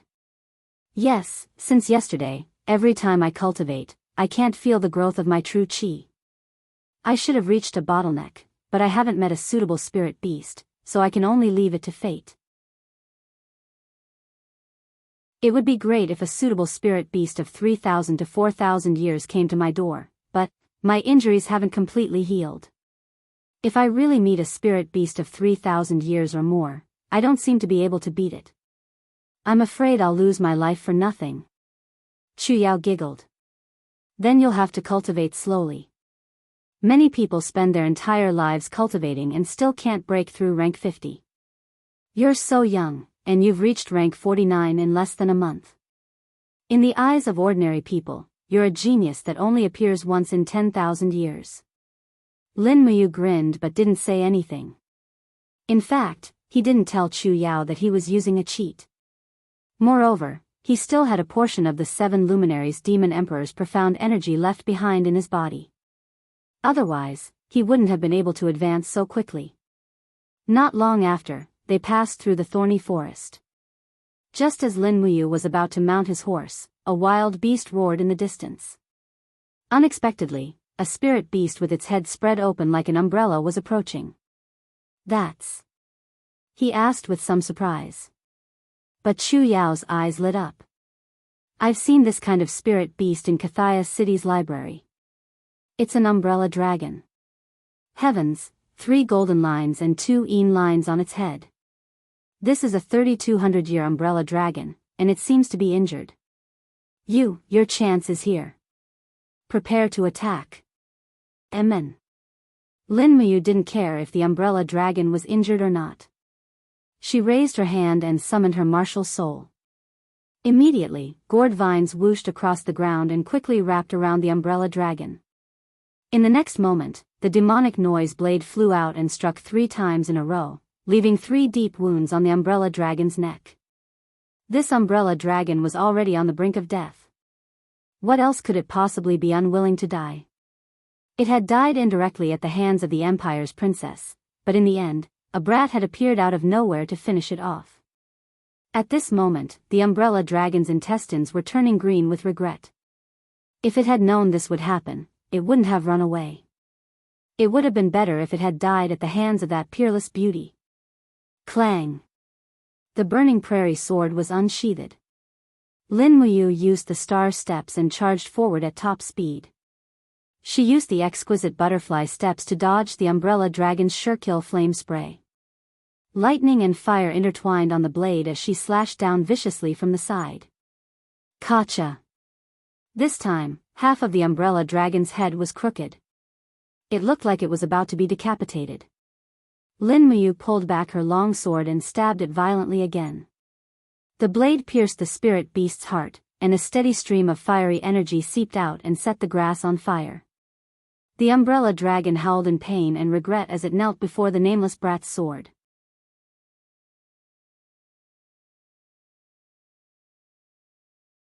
Chapter 46. Hot flames rose up and hovered above the umbrella dragon's corpse. This was the 3,200-year-old umbrella dragon's beast spirit, which was also the essence of its body. You, hurry up, now. Okay. Lin Muyu quickly summoned his martial soul. The red gourd quickly grew bigger and started to absorb the umbrella dragon's beast spirit greedily. At the same time, Lin Muyu summoned the crafting cauldron. The cauldron turned into an energy form and enveloped Lin Muyu and the spirit beast. Lulu flapped her transparent wings and flew out. She giggled and said, "Brother, it's not easy to completely refine this beast spirit. You still need enough water to cool down the flames in the umbrella dragon's beast spirit." Okay. Lin Muyu turned his gaze and said to Chu Yao, "Sister, help me get some water." Okay. They passed by a small stream on their way here. Chu Yao immediately took a water bag and went there. 10 minutes later, she returned and poured the water in the water bag into the energy halo in the air. The water moved with the wind and slowly evaporated. It was very novel. Chu Yao had seen people refine beast spirits before, but she had never seen Lin Muyu refine it in such a way. The water continued to cool down the rampaging energy within the beast spirit. Lin Muyu opened his arms wide and his Jinqi morphed into a giant hand that moved back and forth within the beast spirit. He wanted to find the most essential part of the beast spirit. Only by refining that part would he be able to obtain the spirit beast skills. After nearly 20 minutes, he finally found a very thick beast spirit. It was very pure. When Lin Muyu tried to grab it, he was hit by a very strong counterattack. Soon, his forehead was covered in sweat, but he did not give up. After nearly 5 minutes of struggle, the power finally surrendered to the crafting cauldron. Phew! Taking a deep breath, Lin Muyu opened her eyes. The treasure refining cauldron transformed into a cloud of smoke. The umbrella dragon's beast spirit had been completely refined by her and she had obtained a new skill. Congratulations, brother. This skill is called Dragon Scale Barrier. What do you want to name it? Lulu said with a smile. Let's call it Dragon Scale Wall. Okay. At this time, the gourd had turned orange. Lin Muyu shouted and a thick dragon power surged to the gourd wall. It formed an orange scale defense around the gourd wall. It was the Dragon Scale Wall. This meant that Lin Muyu's defense had increased a lot. The Dragon Scale Wall had to break the Mystic Tortoise shell first and then the Dragon Scale Wall to be able to hurt him. The Dragon Scale Wall was much stronger than the Mystic Tortoise shell. At the same time, he took a deep breath. After raising his chi, he suddenly swung his fist. He felt a mysterious power slowly condensing on his arm, forming a layer of chi armor that protected his right arm. It's the chi armor. Chu Yao said with a smile. Congratulations, you. You've reached the 3rd level of the Earth Realm. You should be a level 50 battle saint now. Lin Muyu was also happy. Happiness came too suddenly. If this umbrella dragon wasn't injured, she probably wouldn't have the chance to subdue it. She might even be eaten by it. At this time, the sound of horse hooves came from afar. A general in golden armor rushed over with a broadsword in his hand. His eyes were fixed on the umbrella dragon's corpse. Feng Jixing dismounted from his horse. His expression was very serious, and his grip on the broadsword tightened. This umbrella dragon, was you the one who killed it? He looked at Lin Muyu coldly. Lin Muyu's expression also became serious. She knew that this person was not a kind person. She couldn't even fathom the aura on his body. It was as if she couldn't see through this person's power. Lin Muyu stepped forward and stood in front of Chu Yao. That's right. I killed it. I've also refined the beast spirit. You've completely refined the 3,200-year-old umbrella dragon's beast spirit? Feng Jixing raised his head and looked at her. He sneered. Not bad. Looks like you're quite lucky. Lin Muyu said, yes, but do you know who this spirit beast belongs to? Feng Jixing's expression changed. You even dare to steal Her Highness Yin's prey. Brat, you're really not afraid of death. Lin Muyu slowly pulled out the burning prairie sword. I'm sorry. I didn't know that this spirit beast was injured because it was being chased. But if you want to kill me, it won't be that easy. Is that so? Feng Jixing smiled. Milky white energy flowed slowly on the blade. The white cloak behind him moved even though there was no wind. This white cloak was very well made. Lin Muyu found it familiar, but she couldn't remember where she'd seen it before. Chu Yao noticed something and said in shock, "White true energy, it's battle energy." Heavens, this person can use battle energy. He's a heavenly realm expert. White Do Chi was the symbol of power. All cultivators had to break through level 60 and step into the heaven realm to be able to transform their true Qi into the even more powerful Do Chi. In the Qin Empire, those who could summon Do Chi could already be ranked among the top experts. Feng Jixing's lips curled up. Heavenly Realm level 64, Feng Jixing. Thank you for your guidance. Lin Muyu had already summoned the gourd wall. Earth Realm level 50, Lin Muyu. Please enlighten me. The difference was too great. But he had to fight. For himself and for Chu Yao. The mystic tortoise shell formed inch by inch on the outside of the dragon scale wall. Lin Muyu had used more than 80% of his Jin Qi as a defensive power. He had no intention of defeating his opponent by attacking. The person in front of him had increased his strength rapidly, causing him to feel suffocated. This was a peerless expert that he had never met before, other than Chu Chu. After Feng Jixing channeled his ferocious Do Chi into his broadsword, he immediately advanced, his figure faintly discernible as he chopped down with his sword. However, he hadn't expected that the kid before him would easily dodge it with a flash. Moreover, the kid's footsteps were simply like a falling star, and he didn't hesitate in the slightest. He turned around and slashed with the blade. Pung! The power surged out. Lin Muyu's body trembled. The outer black tortoise shell was instantly shattered. His heart turned cold. This person's speed was too fast, so fast that even falling star steps couldn't dodge it completely. Also, the power of the broadsword was so fierce that one strike shattered the black tortoise shell. Peng peng. Another 2 attacks. Feng Jixing's broadsword fell directly on the dragon scale wall.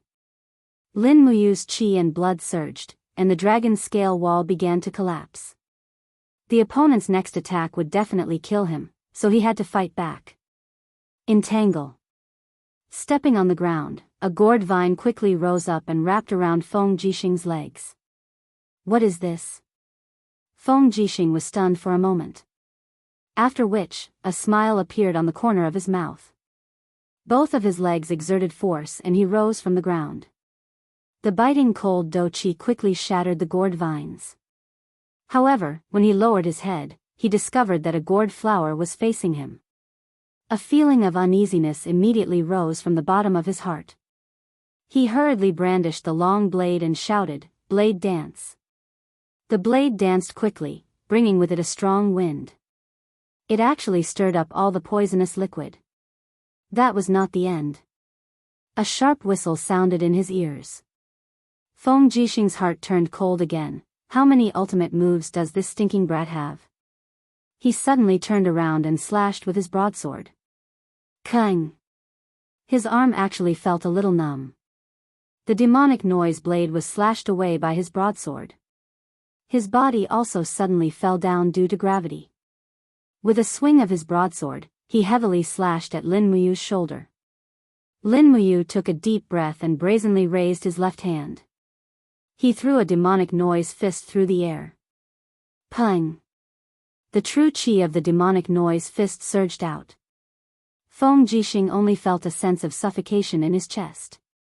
However, this kind of attack obviously could not hurt his body that had been tempered 1,000 times. Dang! The broadsword collided with the burning prairie sword. Immediately, Lin Muyu's true chi completely dissipated. He spat out a mouthful of blood and retreated a few steps. This time, he had lost. Moreover, it was a complete defeat. Feng Jixing's strength was completely overwhelming. He simply did not have the slightest chance. Moreover, Lin Muyu had actually seen that Feng Jixing had not released his martial soul from the beginning to the end. If he had summoned his martial soul to assist him in battle, he was afraid that he would have already been defeated in a single move. Hua! Chu Yao quickly moved forward and spread her arms in front of Lin Muyu. There was no fear in her eyes as she said, "Feng Jixing, if you want to kill you, then kill me first." However, a scene that she and Lin Muyu did not expect happened. Feng Jixing raised his sword and sheathed it. A very bright smile bloomed on his face. "I, Feng Jixing, am the commander of the capital's 30,000 imperial guards. I am one of the 7 white-robed imperial guards. I am known as a man who swears to defend justice.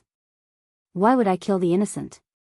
Moreover, Chu Yao, you are brother Chu Huayin's biological sister. If I really kill you, it would be strange if that brat doesn't come after me." Chu Yao was dumbfounded.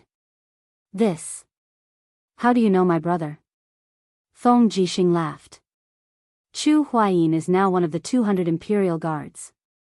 He is also one of the top cultivators among them. How could I not know him? He is diligent in his cultivation and has never sent letters to his family. Moreover, he is now in the imperial palace. I'm afraid he doesn't know that something has happened to you. Otherwise, with his personality, he would be burning with anxiety."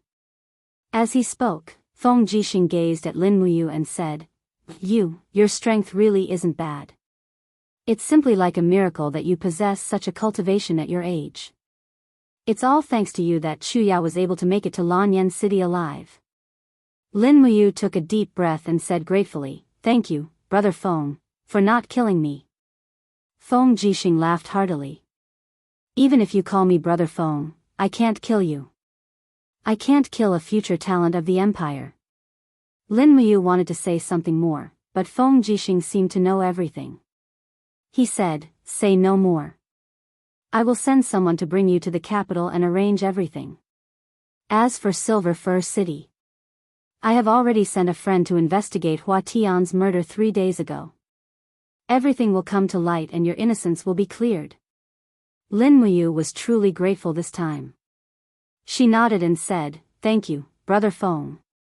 Feng Jixing looked around and said, "This is not a place to stay. Hurry up and leave. Someone, bring them back to the capital. Let them stay at White Cloud Tavern. Treat them well and don't let them suffer anymore. I will go find them when I return to the capital." "Yes."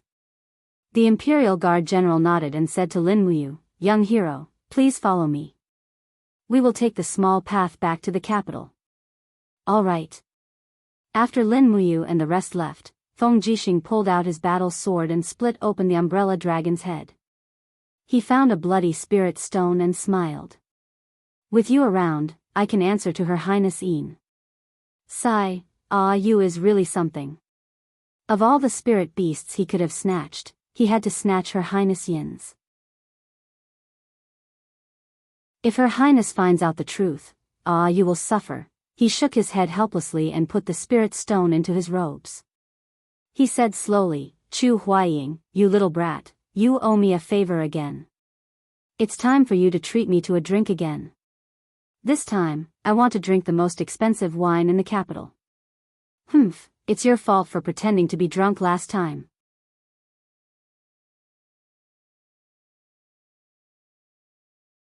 Chapter 47. A cool breeze ruffled the branches and leaves on the treetops. Feng Jixing, dressed in a white robe, galloped away on horseback. A group of imperial cavalry followed behind him. The broadswords in his hands glowed with a faint glow of fighting spirit. Although the warhorses were galloping, the sound of their hooves was not very loud. In terms of horsemanship, Feng Jixing could already become one with his steed. He could be said to be the best in the imperial capital. In the dense forest, there was a towering tree that was at least 1,000 years old. Under the tree, the empire's eldest princess, Qin Yin, was holding the reins of her steed. She pouted as she kicked the gravel on the ground. The few guards beside her had ugly expressions on their faces. After losing the umbrella dragon, Her Royal Highness was in a bad mood. No one dared to provoke her. Feng Jixing dismounted and knelt down on one knee. He said respectfully, "Your Highness, I have returned." Qin Yin smiled and asked, "General Feng, did you catch the umbrella dragon?" "I did." Feng Jixing nodded and said, "Unfortunately, the umbrella dragon was too heavily injured. When I found it, it was already gone. The beast spirit had also dispersed. I had no choice but to plunder its spirit stone and bring it back to your Highness. I hope that this spirit stone will be useful for your Highness' cultivation." Qin Yin looked at the spirit stone in Feng Jixing's hands and her beautiful eyes swept over him. She smiled and said, "All right, General Feng, you have worked hard. I will accept this spirit stone." "Thank you." Feng Jixing smiled slightly. "It is my greatest honor to be able to satisfy your Highness. It is getting late. Your Highness, let's go back early. His Majesty must be waiting anxiously. We still have to rush back to Lanyan City before nightfall." All right." This continent was known as the Broken Cauldron Realm, meaning that the cauldrons of the world were broken. However, due to the conquest and governance of Qin's first sage, Qin Yi, for hundreds of years, he finally built the Qin Empire, an unprecedented alliance of empires. The territory of the Shattered Cauldron Realm was divided into the north and the south. In the middle, there was a long corridor of mountains that divided the continent into the north and the south. It was known as the Qinling Mountains. To the south of the Qinling Mountains was the fertile land of the Lingnan. The land was fertile, and there were many products. It was extremely affluent. To the north of the Qinling Mountains, the weather was slightly colder. There were mountains everywhere, and in between the mountains, there were many prosperous cities. The most vast and flat land in the north of the mountains was the dragon-seeking forest. The dragon-seeking forest stretched for thousands of miles, surrounding a city that symbolized the imperial power, Lanyan City. Lanyan City was the most prosperous of the 7 famous cities in the empire. The city walls were more than 50 meters high, and they were all built with cyan boulders. They were very sturdy and could be said to be impervious to fire and water. The city was prosperous in commerce and rich in products. It was the economic and political center of the empire. Among them, the Divine Temple, which was respected by all martial artists, and the Spiritual Medicine Department, which was sought after by everyone in the alchemy world, were both located in Lanyan City. This showed how important this city was to the entire empire. The sound of horses' hooves was very soft. Before dusk, Lin Muyu and Chu Yao finally arrived at Lanyan City. Lin Muyu's chin was already densely covered with a fine beard, while Chu Yao had cut her hair short. She looked nothing like the person on the wanted notice at the city gate. Moreover, they were accompanied by a general of the imperial army. This general was called Luo Lai, and he was a trusted aide of Feng Jixing. Luo Lai was dressed in a dark blue uniform of the empire. The military rank on his collar was inlaid with a golden-purple flower and a star. This was the standard military rank insignia of the empire's Chiliarch. General. The officer on duty at the city gate saluted Luo Lai respectfully, then looked at Lin Muyu and Chu Yao, and said, "These two don't look like soldiers of the imperial army." "General, who are they?" Luo Lai's tone was calm, and he said with authority, "These two are friends of General Feng. They have just come to the imperial capital from Qihai City as guests." "Do they also need to be inspected?" "Ah, no need, no need. Since they are honored guests of General Feng, then there's no need." The officer on duty was only a small centurion, so he naturally didn't dare to challenge the Chiliarch. The smoothness of the situation surprised Lin Muyu. They actually easily sneaked into Lanyan City. There were shops on both sides of the city's main street, and the smell of meat buns floated into their noses. It was very tempting. Lin Muyu's stomach also growled. Chu Yao couldn't help but giggle. "Hungry?" "Yes." He nodded awkwardly. "The taste of these buns is really good." Chu Yao laughed softly. "There's no hurry. Let's talk about it when we arrive at the White Cloud Inn. Luo Lai also laughed. Speaking of buns, the best buns in the entire Lanyan city are the White Cloud Inn's flour beef buns. You too will be able to taste them in a while. The commander will probably come to visit you later. I'll settle you down first. Yes, thank you, Lord Luo Lai. You're welcome. You are the commander's friends, which means you are my friends. It's only right. Soon, they arrived at the White Cloud Inn. This was a 3-story inn. It didn't look very luxurious, but it was probably not bad. At least, the faint smell of meat coming from the inn was enough to attract Lin Muyu. Luo Lai arranged for 2 guest rooms next to each other. Then, he took out a Jinin coin and treated the 2 of them to a good meal. Not long after, 2 steamers of buns were served. There were also some sauce, vinegar, and other seasonings on the side. When the steamer was opened, the fragrance that assailed their nostrils almost killed Lin Muyu. She picked up a white bun, and when she broke it open, she could see the light purple petals that emitted a unique fragrance. Then, there was the delicious beef. What was rare was that the meat and the flour didn't clash at all. Instead, they complemented each other. It was very unique. Luo Lai laughed and said, "The purple petals are flour, the flour of the empire. This kind of flour can be used as medicine or as a dish. It has the effect of reducing inflammation and relieving fatigue. The beef here is made from the best beef. The meat is fresh and tender. Try it." Lin Muyu took a bite without hesitation. She immediately felt as if she was floating. Just one bite made her fall in love with this kind of bun. She didn't stand on ceremony and quickly swept the steamer of buns. On the other hand, Chu Yao ate very reservedly. She wasn't like Lin Muyu. In fact, Lin Muyu's stamina consumption was much greater than Chu Yao's. After eating and drinking to their fill, Luo Lai accompanied her and waited for Feng Jixing to arrive. But even when the sky darkened, there was still no wind. It was not until the hour of Su that night that the sky was completely dark. At this time, a person rushed over. He was an extremely handsome young man dressed in green. With a leap, he gracefully went up to the 2nd floor. His expression was extremely hurried as he looked around and said urgently, "Yao."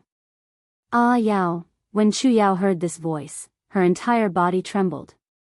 She turned around, and their eyes met. Tears immediately flowed out of her eyes. Brother, the person who came was Chu Yao's brother, Chu Huayin. When Chu Yao threw herself into Chu Huayin's arms, her tears fell like rain. Her fists continuously landed on her brother's shoulders. Her cultivation was not low now, and her fists were extremely powerful when she was angry. However, Chu Huayin didn't circulate his energy to defend himself and allowed his sister to hit him. "Why didn't you return to Silver Fir City?" Chu Yao was tired, and her tears flowed freely. She looked at her brother and said, "Don't you know that Grandpa was killed by bad people? You're still hiding here. What kind of brother are you?" Chu Huayin's eyes were red, but he didn't cry. He only clenched his fists and supported Chu Yao with one hand. He said, "Yao, I was wrong. I've always been immersed in cultivation in the imperial capital. I didn't think that so many things would happen in Silver Fir City, and I definitely didn't think that Grandpa would be assassinated. I'm sorry, Yao. Don't cry, don't cry. I'll always be by your side from now on." Chu Yao cried even more fiercely. After a long time, Chu Yao finally wiped away her tears and turned around to hold Lin Muyu's hand. She said, "Brother, let me introduce you to you. He's Grandpa's alchemy apprentice, but he's very talented. If it weren't for you, I'm afraid I wouldn't have been able to live to see you again." Chu Huayin looked at Lin Muyu, his eyes filled with gratitude and suspicion.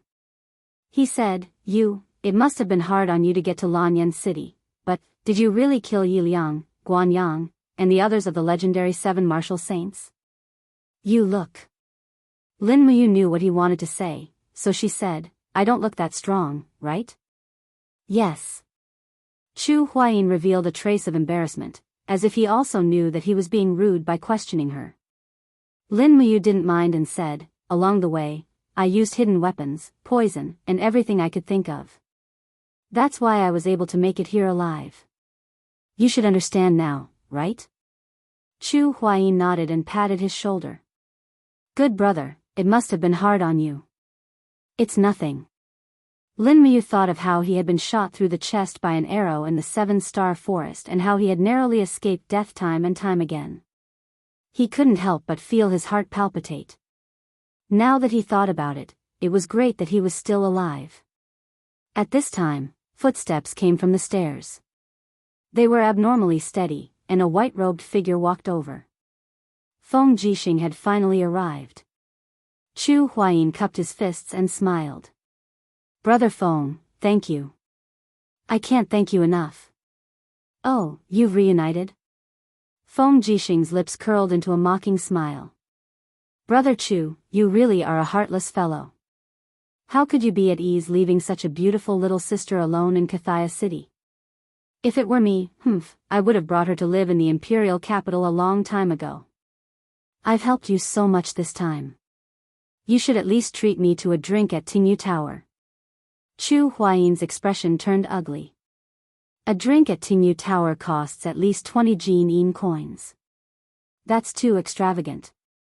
Let's just stay at White Cloud Tavern, you're so stingy. I only get a salary of 10 Jin coins every month. How can it compare to you, a commander of the Imperial Guard and a second-rank Guardian General? What's the point of saying all this? Let's drink to our heart's content downstairs. All right. Chu Huayin acted as the host and set up a table of wine downstairs.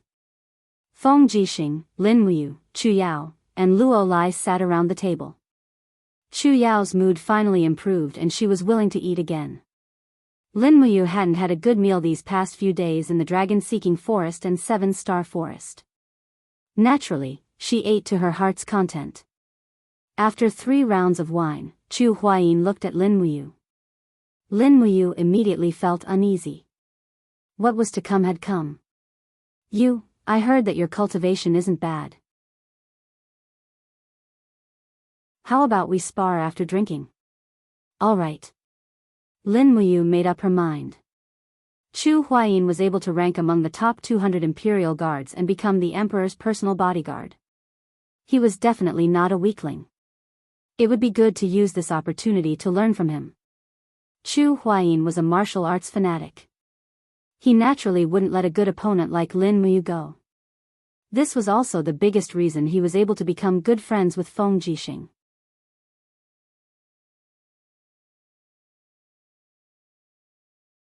Chapter 48. Under the starry night, the backyard of the White Cloud Inn was very spacious. Feng Jixing held on to his blade as he stood guard at the side with great interest. Luo Lai's lips curled up into a smile as he said, I can see Royal Guard Chu Huayan's magnificent absolute art again. Magnificent? Lin Muyu was slightly stunned. Martial arts were martial arts, what was so magnificent about it?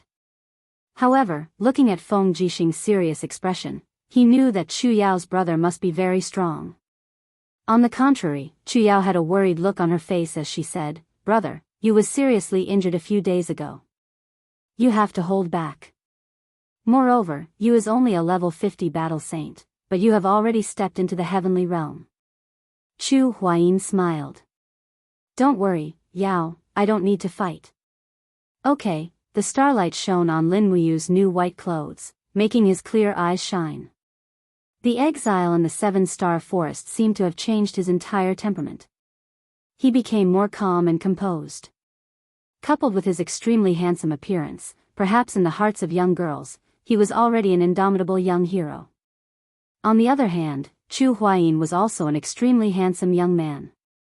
He wore a green robe and a white scarf unique to the royal guards was wrapped around his neck. He slowly cupped his fists and smiled. Chu Huayin, first level of the heavenly realm, level 68 heavenly venerable. Please enlighten me, you. Lin Muyu's heart sank. What a guy, level 68, stronger than Feng Jixing. This sparring seemed a little unnecessary. However, He still cupped his fists and said, Lin Muyu, level 50 battle saint, brother Chu, please go easy on me. Chu Huayin couldn't help but laugh. Then you, be careful. As he said this, he slowly opened one hand. True energy flowed between his fingers and suddenly broke through his fingertips. With a buzz, it formed a wave of true energy. Moreover, it gathered and did not dissipate. It slowly circulated, as beautiful as the stars. No wonder Luo Lai said that Chu Huayin's technique was very magnificent. Star-plucking finger, using true energy to attack. Here I come. Chu Huayin leaped over, his index and middle finger together. A powerful finger attack came with the wind. Lin Muyu activated the butterfly steps of the fallen star steps the moment the dragon scale wall was formed. She dodged the star-plucking finger attack with an exquisite flash. Before Chu Huayin could attack again, she punched heavily at his waist. The star-plucking finger was an attack that forced true energy out of the fingertips. This required some time. Plucking Chu Huayin attack. This star-plucking finger. Lin's attack. Lin star Chu star tower star realm. However, his plan was too perfect. Chu Huayin bent his body and dodged the punch. Then, he punched the black tortoise shell. Lin. The airflow surged, and the black tortoise shell trembled. Lin Muyu felt her blood boil. Sure enough, Chu Huayin was holding back. He had used less than half of his strength in this punch. What a strong defense. Chu Huayin couldn't help but click his tongue in wonder. He chuckled and suddenly raised his hands. Suddenly, the sound of wind breaking could be heard. The power of the star-plucking finger landed on the mystic tortoise shell 3 times in a row. The first layer of the mystic tortoise shell quickly shattered, and the power of the star-plucking finger fell on the mystic tortoise shell like a meteor. She could only rely on the dragon scale wall. Lin Muyu stomped on the ground. Suddenly, gourd vines broke out of the ground and wrapped around her opponent's feet. Chu Huayin didn't panic. The purple marten martial soul came out of his body. It was a sonic attack. It tore the gourd vines into pieces. However, the moment the gourd vines were torn apart, a strong force came from the air. It was the demonic sonic fist. Boom! Chu Huayin was caught off guard. He retreated a few steps. His expression changed and he felt a heavy pressure on his chest. He raised his finger and condensed a star energy.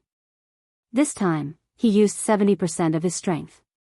He smiled and said, "You, be careful." Chi. This star-plucking finger was very powerful. It actually pierced through the dragon scale wall. Fortunately, the force was almost completely dissipated by the time it landed on Lin Muyu's chest. However, Lin Muyu was shocked. He thought that his dragon scale wall was already very strong, but it was as fragile as a piece of paper under Chu Huayin's star-plucking finger. With a light lift of her hand, streaks of lightning crackled on her palm. Lin Muyu's palm turned into a saber, and with the star steps, she launched a powerful lightning slash with her bare hands. Boom! The cyclone dissipated. The chi armor on Chu Huayin's chest was directly shattered. He retreated a few steps, and the force on his finger became stronger. However, a few seconds later, he waved his hand and dispersed the force. He smiled and said, "Let's stop here for today. Yu's cultivation is indeed shocking. He's so strong at such a young age. No wonder those mercenaries in Silver Fir City are in trouble." Lin Muyu panted heavily. He knew very well that if Chu Huayin attacked again, he definitely wouldn't be able to block it. Feng Jixing also laughed.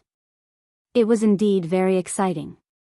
However, Brother Chu, it's a pity that you didn't get to experience the sharpness of Yu's sword. Ha ha ha. Chu Huayin chuckled. There will be opportunities to spar in the future. As he said this, he looked at Feng Jixing and said, "Brother Feng, I have something I need your help with." "I understand." Feng Jixing was very smart. He waved his hand and said, I still have some connections in the imperial capital. If Ya wants to go to the spiritual medicine division to cultivate, it shouldn't be a problem. Does you want to go with Yao to the spiritual medicine division? No. Lin Muyu shook his head and said, Brother Feng, if it's convenient, can you help me write a recommendation letter? I want to enter the holy temple to cultivate martial arts. Oh. You want to enter the holy temple? Yes. It's not that I can't. Feng Jixing thought for a moment and said, but the holy temple is a place where strength speaks. There are many heaven realm cultivators there. I'm worried that you'll be bullied after you enter the holy temple. It's fine. I can become stronger and bully them back. Okay. Feng Jixing wrote 2 recommendation letters on the spot. One was to arrange for Lin Muyu to enter the holy temple, and the other was to arrange for Chu Yao to enter the spiritual medicine division. It just so happened that the 2 of them had just arrived in Lanyan City and didn't even have a place to stay. If they could enter the holy temple and the spiritual medicine division, they would have a place to stay. However, in order not to attract attention, Lin Muyu used the alias Lin Ji. Feng Jixing didn't know that this was his real name. Deep into the night, the sound of hooves rang through the night sky of the imperial capital. A man dressed in white battle robes was riding on a warhorse. He gripped the reins tightly, his expression grave and stern as he charged straight towards a huge building in the darkness. Under the illumination of lanterns, the words, Fire Finch, could be seen carved into the stone of the building. The young general dismounted and said indifferently to the 2 guards, Chu Huaying of the Imperial Guard requests an audience with Lord Jianghu. The guards, who were chatting about the soft breasts of the waitresses in the taverns of the imperial capital, raised their eyebrows and said, What business does Lord Jianghu have? Chu Huaying's face was twisted with hatred, and his voice was as cold as ice. Hua Tian of Cathaya City killed my grandfather Chu Feng. I want you 2 case officers of the Firefinch Bureau to come with me to Cathaya City and find out the truth behind my grandfather's murder. Yes, please wait a moment. Not long after, before dawn, Chu Huaying had already left the imperial capital with 2 red-robed Firefinch division members and headed straight for Cathaya City. The next morning, after washing up early, Lin Muyu looked at his savings. Due to the battle and escape, he had lost a lot of gold coins. He only had 51 gold coins left. Qiao spent a lot on refining medicine, so he gave her 40 gold coins and kept the remaining 11 for himself. After all, he didn't have to spend much on food and clothing. The spirit medicine department was just a street away from the holy temple. Qiao held his hand and said with a smile, You have to come visit me often. If I have time, I'll also go to the holy temple to see you. Yes, I will. Lin Muyu nodded. Holding the letter of introduction, he led his horse towards a majestic building in the distance. The Holy Temple of War was known as the cradle of the Empire's experts. From the moment he stepped into the Holy Temple, Lin Muyu had already embarked on a path of no return. It was also a path of experts. Without sufficient strength, one could only rely on others and be controlled at every turn. Only with strength could one control their life. In front of the Holy Temple, there were 2 armored soldiers standing guard. In reality, the Holy Temple was backed by the Empire. The talents it nurtured would also enter the Empire's army to serve the Empire, so it was not surprising that there were soldiers guarding this place. Young man, what do you want? One of the soldiers asked. Lin Muyu handed over the letter of introduction and said, This is a letter of introduction from the Imperial Army's commander, Feng Jixing. I want to enter the Holy Temple to cultivate. Oh, a letter of introduction from General Feng? The soldier took the letter and opened it. He smiled and said, Since you are a friend of General Feng, then come in. I'll bring you to see the deacon. Okay. The heavy door of the Holy Temple opened to a small door. Light shone in from the outside, like a sharp knife piercing into the darkness. The Holy Temple's light came from the torches on both sides of the corridor.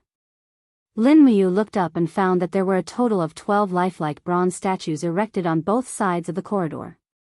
They should be the 12 heroes of the Empire, but no one knew who they were.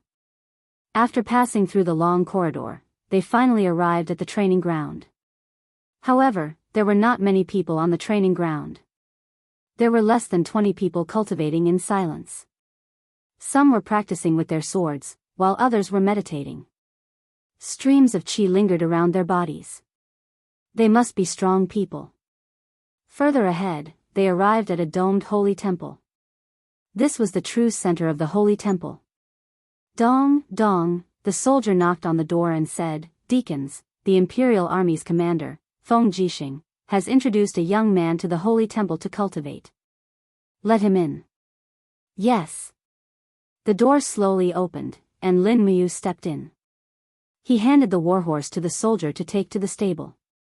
This horse was left behind by Yi Liang, and its leg strength and endurance were not bad, so he was not willing to abandon it.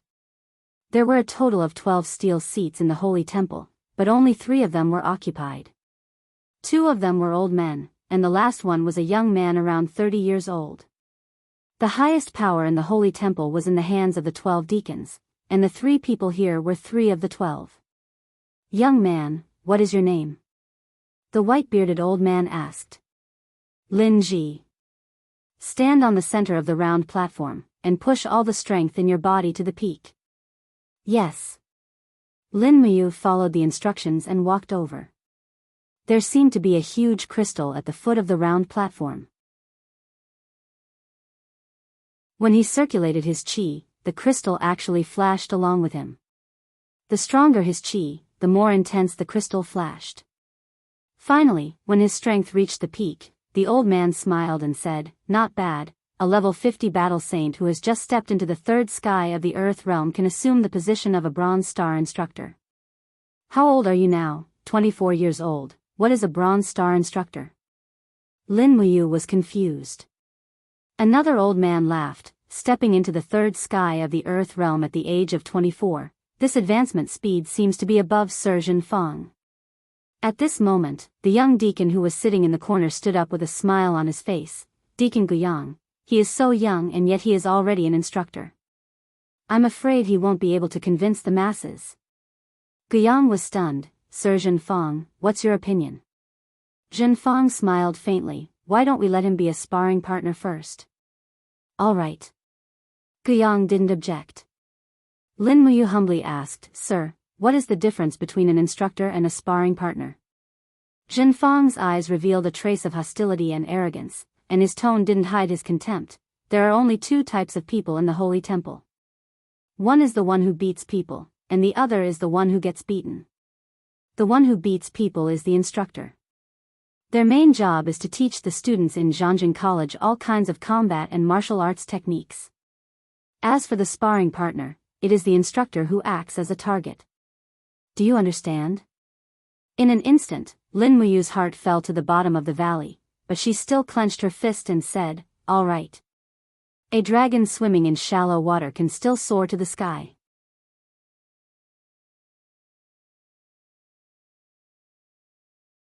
Chapter 49. "All right, Lin Ji, come with me." At this moment, a middle-aged man came in from outside. He had a face full of beard, as if he had never shaved. He raised his eyebrows and said, "What are you dawdling about for, kid? Hurry up and follow me. I will arrange your accommodation. You will start working tomorrow." "Heh, don't blame me for not reminding you. Being a sparring partner is not a job just anyone can do." Lin Muyu nodded and followed behind him. On the way, she couldn't help but ask, "Uncle, what's your name?" The uncle felt a sharp pain in his chest. He blew his beard and roared, "My name is Zhang Wei, a level 58 battle saint, a silver star instructor of the sanctum. I am 32 years old this year. If you call me uncle again, I will break your neck." Lin Muyu nodded and said, "Master Zhang Wei, is silver star instructor very strong?" "Humph, you will know soon enough." Zhang Wei pointed at his chest, where there was a silver star badge, and sneered, "The instructors in the holy temple are divided into 4 levels: gold star, silver star, bronze star, and iron star. Don't think that I haven't stepped into the heaven realm, but I can still easily teach you a lesson. Let's go, we are almost at your accommodation." "Yes." There weren't many accommodations in the temple, but at least it was a single room. Lin Muyu's accommodation was a bit shabby. There was a large crack in the wall and the cold wind blew in. He touched the quilt and it was as hard as a brick. God knows how long it had been since it was washed. Zhang Wei brought it and left, only telling him where the canteen was and where he needed to work tomorrow. Since he was already here, he might as well take things as they came. After putting down the burning prairie sword, he went to the stable to find his horse. After feeding it some fodder, he returned to his room. The sun was shining brightly outside. He took apart the quilt and washed it. Just as he was drying the bedsheets, he heard a series of ouch ouch ouch coming from next door. It seemed that someone was moaning. He had just arrived and shouldn't be nosy.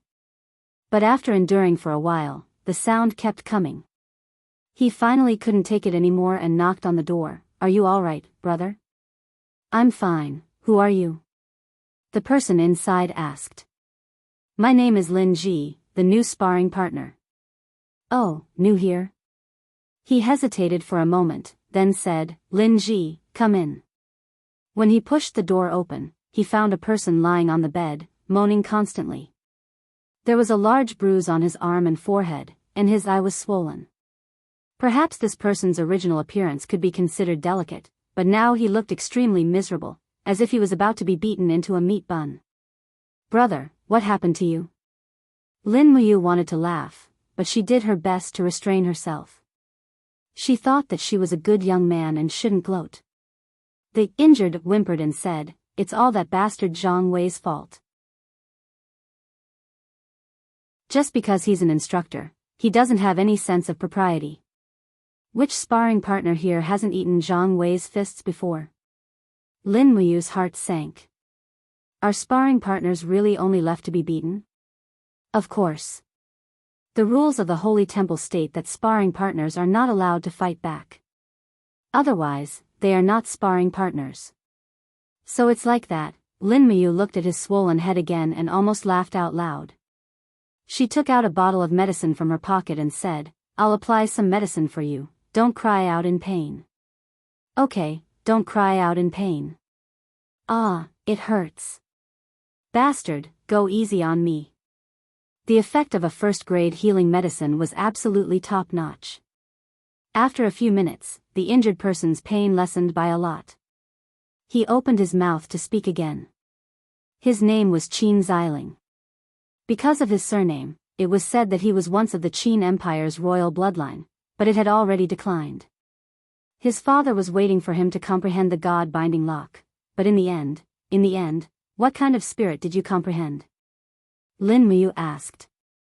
Qin Xiling opened his hand and a plant appeared in his palm. Lin Muyu recognized it and blurted out, "Damn, a dog's tail flower? Will you die if you don't say it?" Qin Xiling looked at him with hidden bitterness. "It doesn't matter. No matter how trashy a martial spirit is, cultivating it to become strong is still very impressive." Lin Muyu opened her hand and the orange-gourd martial spirit swayed in her palm. She smiled and said, "Look at my azure gourd, a 10th grade martial spirit. Didn't I still cultivate it to this level today?" Qin Xiling could naturally feel the strong power of the gourd martial spirit and was speechless. At noon, Lin Muyu helped Qin Xiling up from bed and they went to the dining hall to eat. In the end, when they entered, Qin Xiling was like a frightened bird hiding and said, "Lin Ji, the right side of the dining hall is where the instructors eat. We sparring masters need to stand on the left side of the wall to eat." Lin Muyu was speechless. She thought to herself that there were so many rules in the temple. Moreover, the hierarchy was too strict. However, this did have its benefits. It could make people work harder and improve. More and more people came to eat. There were sparring masters and instructors. Every instructor held their head high and chest out. Especially those gold star and silver star instructors. They wished they could stick their badges on other people's faces. "Yo, young master punching bag seems to be less swollen today." Not far away, a silver star instructor teased Qin Xiling. Qin Xiling was somewhat dull. He silently chewed his food. The sparring master's lunch was third-rate rations. A large flatbread and a bowl of meat soup. Although it was called meat soup, it was actually just a little bit of oil. The rest were cabbage stalks and the like. Lin Muyu lowered his head and ate. As long as he could eat his fill, it was fine.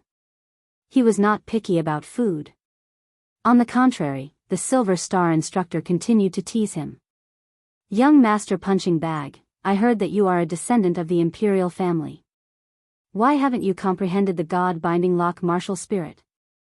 Ha ha ha, hurry up and release your dog-tail flower for everyone to have some fun. Everyone gathered in a circle and laughed. Qin Ziling's face turned red. He used his chopsticks to mash the soaked flatbread in his bowl. At this time, Lin Muyu finally could not bear it anymore. He stood up and said to the Silver Star instructor, he is a worker of the temple. He is no different from you. Don't humiliate him like this. It is the same as humiliating yourself. The instructor immediately became angry. He raised his eyes and said, who do you think you are, a mere sparring master? Do you think you have the right to speak here? As he said this, he suddenly bent his body slightly. In the next moment, the image of a bear martial spirit appeared on his shoulder. This was a strength-type cultivator. No wonder he was so savage. Who knew how many people had suffered under this move? Be careful, Lin Ji. Qin Ziling said in shock. Lin Muyu was abnormally calm. He turned around and retreated a few steps. He opened his hand and called out his gourd martial spirit. Dragon scale wall plus black tortoise shell doubled in defense. He also gathered his true chi. Pung! A loud sound rang out. A wave of air rippled out in all directions. Qin Ziling didn't dare to look and closed his eyes, but when he opened his eyes, he found that the Silver Star instructor had been sent flying and fell to the ground in a sorry state, while Lin Muyu was standing there as if nothing had happened, not moving at all. Ahahaha. Instructor Lei Ying, what happened to you? The surrounding group of instructors began to laugh at the instructor called Lei Ying. Lei Ying's face was red. But he knew that this brat was very strong. He coldly snorted and turned around to leave. On the way back, Qin Ziling was so happy that he looked like he was about to dance with joy. Lin Ji, this is really satisfying. You don't know how angry Lei Ying's donkey face was. Ha ha ha, many sparring masters were injured by his bear martial spirit. Today, you have helped all the sparring masters vent their anger. Lin Muyu smiled and said, Ziling, you also need to quickly become strong. Otherwise, you will still be reduced to a beaten-up role. Qin Ziling's expression darkened. Do you think I don't want to become strong? Father has always forced me to cultivate since I was young. But there is a difference in talent. I know how much I can do. I am almost 30 years old, but I have not even entered the Earth realm. I have even comprehended a trash martial spirit. I think this is all I can do for the rest of my life. Lin Muyu did not know how to comfort him. She patted his shoulder and said, it's fine. I am born with talent. Qin Ziling did not understand what she meant, but he felt that it was very reasonable. In the evening, Lin Muyu left the temple and went to the spirit medicine department to find Chu Yao. Sure enough, Chu Yao was highly regarded in the spirit medicine department because of her cultivation in the God of Medicine canon. On the first day, she was listed as a second-grade alchemist. In comparison, she was doing even better than her in the temple. After seeing Lin Muyu, Chu Yao was very happy.